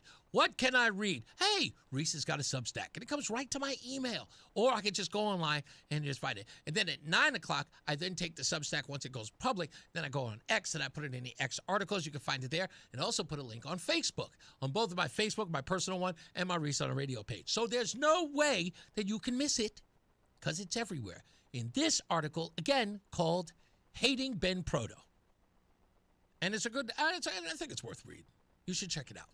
When we come back, we'll take your phone calls. We'll wrap up the show. Let me just say this real quick. So NBC Connecticut did a piece that paints the picture of U.S. public schools reeling from the sharp drop in immigrant, or as they put it, newcomer student enrollment, blaming it squarely on Trump's immigration crackdowns published around late 2025. It uses anecdotal stories, district stats, and educator quotes to argue that fewer kids crossing the border means less funding, program cuts, and a sad reality for education. The tone of the article is sympathetic to immigrants and educators, framing the decline as a crisis that isolates kids and cuts budget, without much nod to a broader enrollment trend or policy upsides. All right? That's what they're saying. Now, the BS in the article is real simple. The article is telling the truth in the sense of there are real sharp declines. But the budget that they're talking about is a budget that it didn't deserve in the first place. They were taking taxpayer dollars to educate illegals. Sorry, but that's just a fact. When you remove the illegals, you remove the budgeting. What people want to do is get smaller class sizes, no more immigrants, and still keep the money. That's the problem. You can't keep the money. We are giving you the money based upon students, right? If you get $17,000 per kid, and it's not even, is it really that high? It's roughly about that high. $17,000 per kid, and now the kid's no longer there, you don't get to keep the $17,000. That's just it. So complaining about budget strains, no. Everything you have is per student. That's all I'm saying. That's all I'm saying. So they could be upset about it, but in my view, who cares? I know that there are teachers out there who are happy that they don't have to have another assistant there who speaks Spanish. They have to spend extra time with a kid who's probably got a learning disability that also includes not being able to speak English. And the other kids are lagging behind because they don't have the attention that they deserve. It happens. And I know the teachers out there, they tell me all the time, or at least their husbands do, because they can't call. Fear of retribution and all. That's all I'm saying. Let's get another check of weather and traffic. Getting you home is Mark Christopher. Hey, buddy. All right, Reese, thank you very much. Well, if you're heading 91 southbound, delays approaching 33 down to between 29A and 27. An accident on the right shoulder there causing some curiosity delays. Westbound 84 is tied up. East Hartford approaching the Bulkley Bridge out to 45 Flatbush. 84 eastbound slowing 44 Prospect Oakwood into the tunnel. If you are traveling 291 eastbound, it's a little slow over the Bissell Bridge. Into South Windsor. If you're traveling to westbound, a little tap of the brakes as you merge with 84 West and East Hartford. 9 northbound road work in Cromwell between exit 29 and 30. The left lane is blocked there, so you're going to see delays behind that. If you are heading westbound 84 in New Britain, delays 36 Slater Road to 33. The 72 interchange in Plainville. 84 eastbound sluggish from 26 in Cheshire down to the 691 interchange in southbound Parkway. Look for slow traffic 50 down into the West Rock Tunnel. Traffic and weather together on the 8 WTIC News Talk 1080. Brought to you by Staples. Have an easy holiday, only at Staples. Save on top tech and gaming gifts, plus shipping supplies and services to get your packages there safely. Don't miss out on the latest laptops, up to 45% off. Staples. That was easy. WTIC weather. Cold tonight, increasing cloudiness, low 23. Then cloudy cold weather tomorrow. Snow beginning during the late morning and midday hours. Quite a range of accumulation across the area for this upcoming storm. 1 to 3 inches south and east of Hartford, where the snow will change over, or at least mix with rain in the afternoon and early evening. As much as 6 inches will accumulate in northwest Connecticut, probably closer to a total of 3 in Hartford itself. And untreated roads and sidewalks will be slippery. High tomorrow 34 and a low tomorrow 24. Partly sunny on Wednesday, high 37. Becoming windy on Thursday. Could be a couple of snow showers in the afternoon, high 39. Right now it is 34 degrees in Farmington. It's 35 in Mansfield and 37 in Hartford. I'm meteorologist Bob Larson of the WTIC Weather Center. Never liked braces? Invisalign is an alternative that may be right for you. It's removable, more comfortable, and reduces the risk of developing cavities and gum disease. Get your dream smile discreetly and easily. Call Columbia Dental at 860-645-0111. This holiday season, when you get them steel, batteries are included. Buy select battery tool sets and get a free extra battery. Visit SteelUSA.com for gift ideas and seasonal savings. Happy holidays from Steel. Offer valid for a limited time only at participating dealers while supplies last. Newsmax, you like Newsmax. I like it too. Newsmax has been terrific. President Trump is right. Millions like you are tuning into Newsmax. You're watching Newsmax on cable. You're going to our streaming channel, Newsmax 2. And you're downloading our free Newsmax app on your smartphones and TVs. Reuters Institute says we're now one of the top news brands in the nation. Every night, watch great shows with Rob Schmidt, Carl Higbie, Rob Finnerty, and more as they expose the big media lies, the Washington swamp, and they're never afraid to talk about faith, freedom, and the values that made us great. Find out why Newsmax is the fastest-growing news channel in America. Make the switch today and join our news revolution. Get Newsmax on cable, on streaming, and download the free app today. It takes just seconds to start. Let President Trump know you stand with Newsmax. It's for real news, for real people. Make the switch today. You're listening to Leaf Filter Radio, and the guru of gutter protection himself, Chris Cunahan, is here to take your most pressing leaf-related questions and bring you a special Black Friday offer. Hey, everybody, Chris here. I understand we have Ron on the line. Ron, where are you calling from? Uh-oh. Ron, are you calling from a ladder? Well, I was. I wanted to ask Chris what I need to do to get my gutters ready to have Leaf Filter installed. Oh, Ron, you don't have to do anything. A Leaf Filter Trusted Pro will come out and clean out your gutters, realign and seal your gutters, and install Leaf Filter, America's #1 gutter protection system. So I didn't need to get on this ladder? Ron, Leaf Filter Trusted Pros are in your neighborhood and ready to help. Just visit leaffilter.com/deal to schedule your free gutter inspection and get up to 30% off. Thank goodness. What was that site? That's leaffilter.com/deal. And now, as a special Black Friday offer, you can get a free gutter inspection, plus up to 35% off. This is our best offer of the season. Unlock it now at leaffilter.com/deal. See representative for warranty details. What's up, everybody? You know who it is. You know who it is. You know who it is. It's Reese on the Radio. Frederick Douglass of the 21st century. It's WTIC News Talk 1080. By the way, I tell you guys all the time, this is one of the leading conservative shows with liberal listenership. It is, without a doubt. Liberals listen all the time. And don't get me wrong, applaud to all of them who do. A lot of you sit up there and say, they don't listen to us. Yes, they do. Okay? I know they're not listening to liberal shows. They're too boring. They just are. Okay? They come here because they think I'm a lunatic. They think I'm a whack job. They do. But in saying that, I want to give a shout out to Peter and Nikki, or at least that's who they're claiming they are, the handle they're using on YouTube.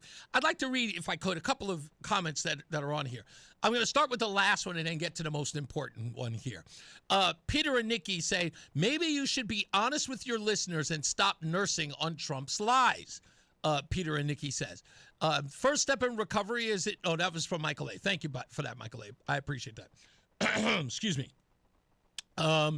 What's this one? Oh, drill, baby, drill means let's invade a sovereign country and steal their oil and whatever else we deem valuable. Administration officials have publicly admitted the objectives to the objectives surrounding. It's nothing more than a distraction.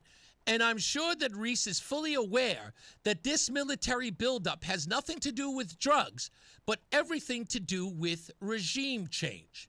Now, again, Peter and Nikki, is it Peter and Nikki? Pete and Nikki, may be new to the program.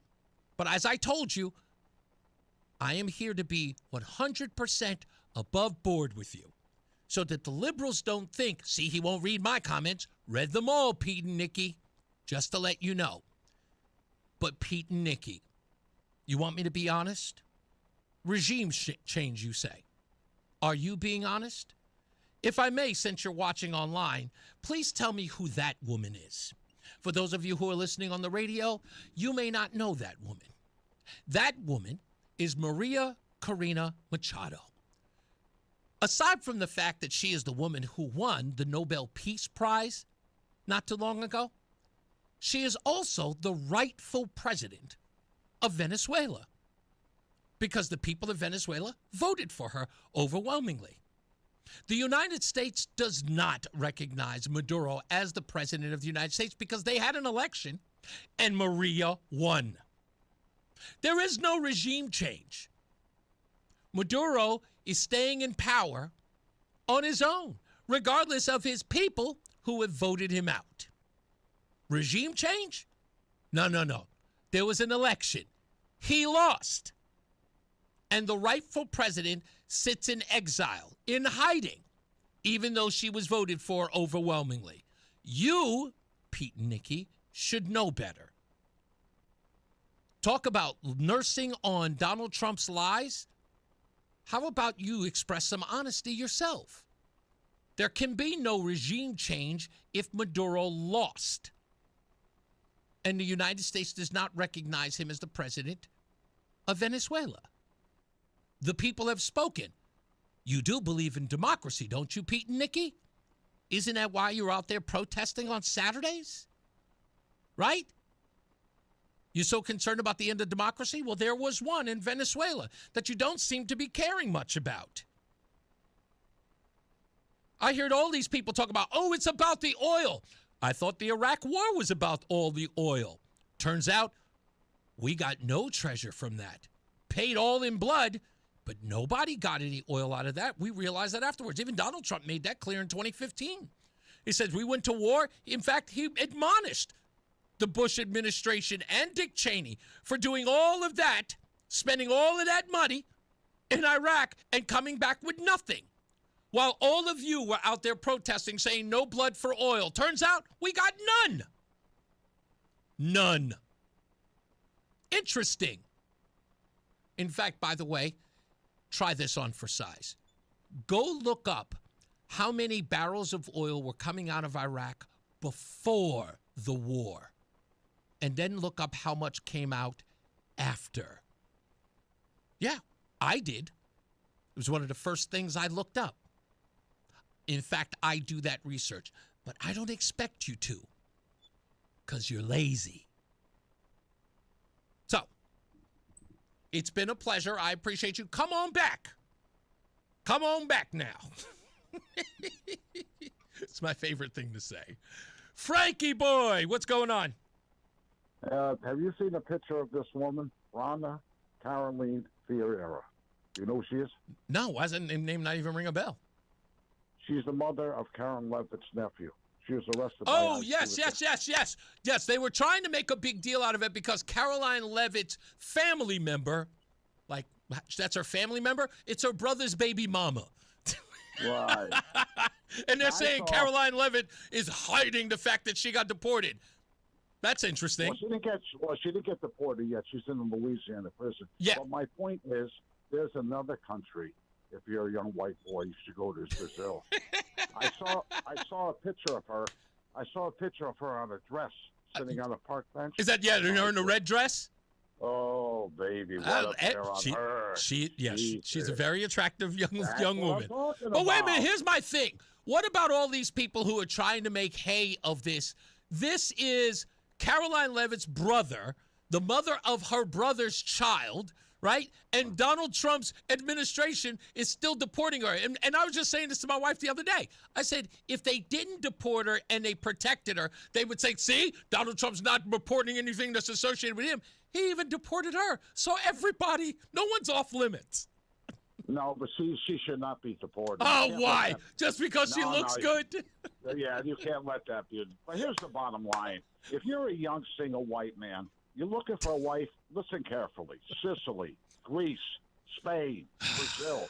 Don't waste your time with this bottle of milk in this country who's going to divorce you down the road. You know all about that. Listen That's to me. What's going to happen to you. I am not going to allow you to destroy the American. No, that's right. The salt of the earth. I got to get out of here. The salt of the earth. They're white as the salt. That's right. Exactly. The salt of this earth. Goodbye. Get out of here. Let's go to Larry, who's calling all the way down in Bridgeport. What's up, Larry? Yeah, hi, Reese. Thanks for taking my call. I just had to make a comment. You were talking about Iraq and Bush and Cheney. And look, based on the definition of a war criminal, both of them are war criminals. I've heard that. Take that definition. Even if you look at the most conservative estimates of the people who died in the Iraq War, I'm talking civilians here. Yes. Not militants, civilians. It's over 500,000. Yes, it is. So I don't hear the news media talking about that. All they're doing is going after Trump and Hegseth. Can I go one step further, Larry? Sure, Can I go one step further? Try this on for size. One of the biggest champions for trying Dick Cheney in The Hague was none other than Rachel Maddow, who showed up at his funeral. It is embarrassing, to be honest with you. And I'll take it one step farther. General Wesley Clark is hitting all the news stations, giving his definition of a war criminal. Yeah. Wesley Clark was in charge of the NATO troops when America illegally bombed Kosovo and killed hundreds, if not thousands, of civilians. These are not. Yeah, didn't we play both sides of that war? Oh, what we did is we took our stars off of our planes, our designation, our insignias, and we put on NATO insignias to try to. Clinton tried to cover that up. Yep. But the news media in America doesn't teach the kids that story about what happened in Kosovo in the late 80s when American planes bombed the cities there in former Yugoslavia and killed thousands. When I say thousands, I mean you're talking women, children, elderly Indeed. people. And guess what? I don't see anybody on the left talking about Bill Clinton as a war criminal or Al Gore. So give me a break about these drug-running boats where they're taking out these, terrible people who are pushing fentanyl in our country. You know what? You know what? I'll go one step further. Let's go one step further. Al-Awlaki. Right. Remember that. And after the killing of Al-Awlaki, an American citizen, one Barack Hussein Obama in a New York Times interview said, and I quote, "I'm really good at this killing stuff." Oh, yeah. I mean, I didn't even get into Obama. I could, but I just touched upon Clinton, who's a Democrat, and Bush, who's supposedly a Republican, and Darth Vader himself, Dick Cheney. I mean, it's really, America's in the business, and I'm an independent guy. Yeah. America's in the business of pushing its way wherever around the world they can make money. Let's face it, it's the military-industrial complex. That indeed. As Eisenhower said, and folks, he was a 5-star general, and he said it. So that's right. And again, media, though, don't believe what you hear. That's the part I don't understand about this. Listen, the crazy part about that, Larry, is, again, here is a president who is pushing against the thing that has often been criticized by the mainstream news media, the industrial complex that is war. They've been screaming and hollering about that in the Bush administration and the Clinton administration. Hell, they did it in the Reagan administration. Now we got a guy who says, I don't want any more intercontinental wars, and they're going, oh, what a bad guy. It's like, it's Trump. They hate him. It's this Trump derangement syndrome. It is. I don't agree with everything Trump did. Look at what they just did. The wrestling wife there who runs the education department. She came out and said nursing is not a profession. Come on. So, folks, I can play the middle of the road here. Do I agree with everything Trump does? No. But please, to talk about a war criminal when you look at these previous presidents who have tons of death on their hands. Yeah. Give me a break. Yeah, exactly. You got it, boss. Again, it's shameful. The Al-Awlaki thing alone should embarrass everybody. Okay? They killed an American citizen, a 16-year-old boy. And nothing. And now all of a sudden everybody's like, ah! Again, just so we understand each other. When it starts to be mainstreamed, what happened with the Obama administration and drone strikes, when the mainstreaming of that happens, and it will, because there are more people, believe it or not, who watch Fox News than they do MS Now and CNN combined. All you have to do is go one of these programs on Fox News that have 3 to 4 million people on it, and they'll start running that story over and over again. Soon, very, very soon, all the rest of the media will stop talking about Hexeth because they know they're going to have to answer the question, what about Obama? That's how it goes. It's just the way that it is. Don't be mad at me. It's not. Look, I'm just going to say this, and I'm sorry, guys, if I don't get to the last calls, but hear me out. You folks who are leftists who are trying to own us or own Donald Trump or talk about all that stuff, just hear me out. You are being told by your puppet masters what to argue with me about. These are not original thoughts or ideas. They're not. They're weak. That's why I pluck them off with a zip gun. It's easy. I don't even have to try. I don't even have to try. So it's effortless. Why? Because you're using the talking points of someone who has directed your narrative. It's not original. And guess what? After they've embarrassed you, and that's what they do, they tell you what you're supposed to say to guys like me, and then you get embarrassed. Instead of going back to them and saying, dude, you hung me out to dry. I thought that was solid stuff. Instead of holding them accountable, you come after me for embarrassing you. Instead of holding the people who have allowed you to be embarrassed. Please go to your handlers and tell them you're coming out here. Seriously. You're coming out here with rolled up paper in a gunfight. You're going to lose every time. Okay? Stop with the talking points you learned on MSNBC and CNN. Okay? I'm well prepared. Well prepared. So thank you, Pete and Nikki. It's been a pleasure. But keep on coming back now, you hear? As I always say, radio is free, so we thank you for paying attention. Remember to keep JC in your hearts and in your minds. Sean Patrick, we love you and we miss you. Remember that panic is not planning, so plan your work and work your plan. Me, I'm Reese on the Radio. You have a good night. Pleasant tomorrow. We'll see you back here on Tuesday. Come rain or shine, I hear the snow is coming.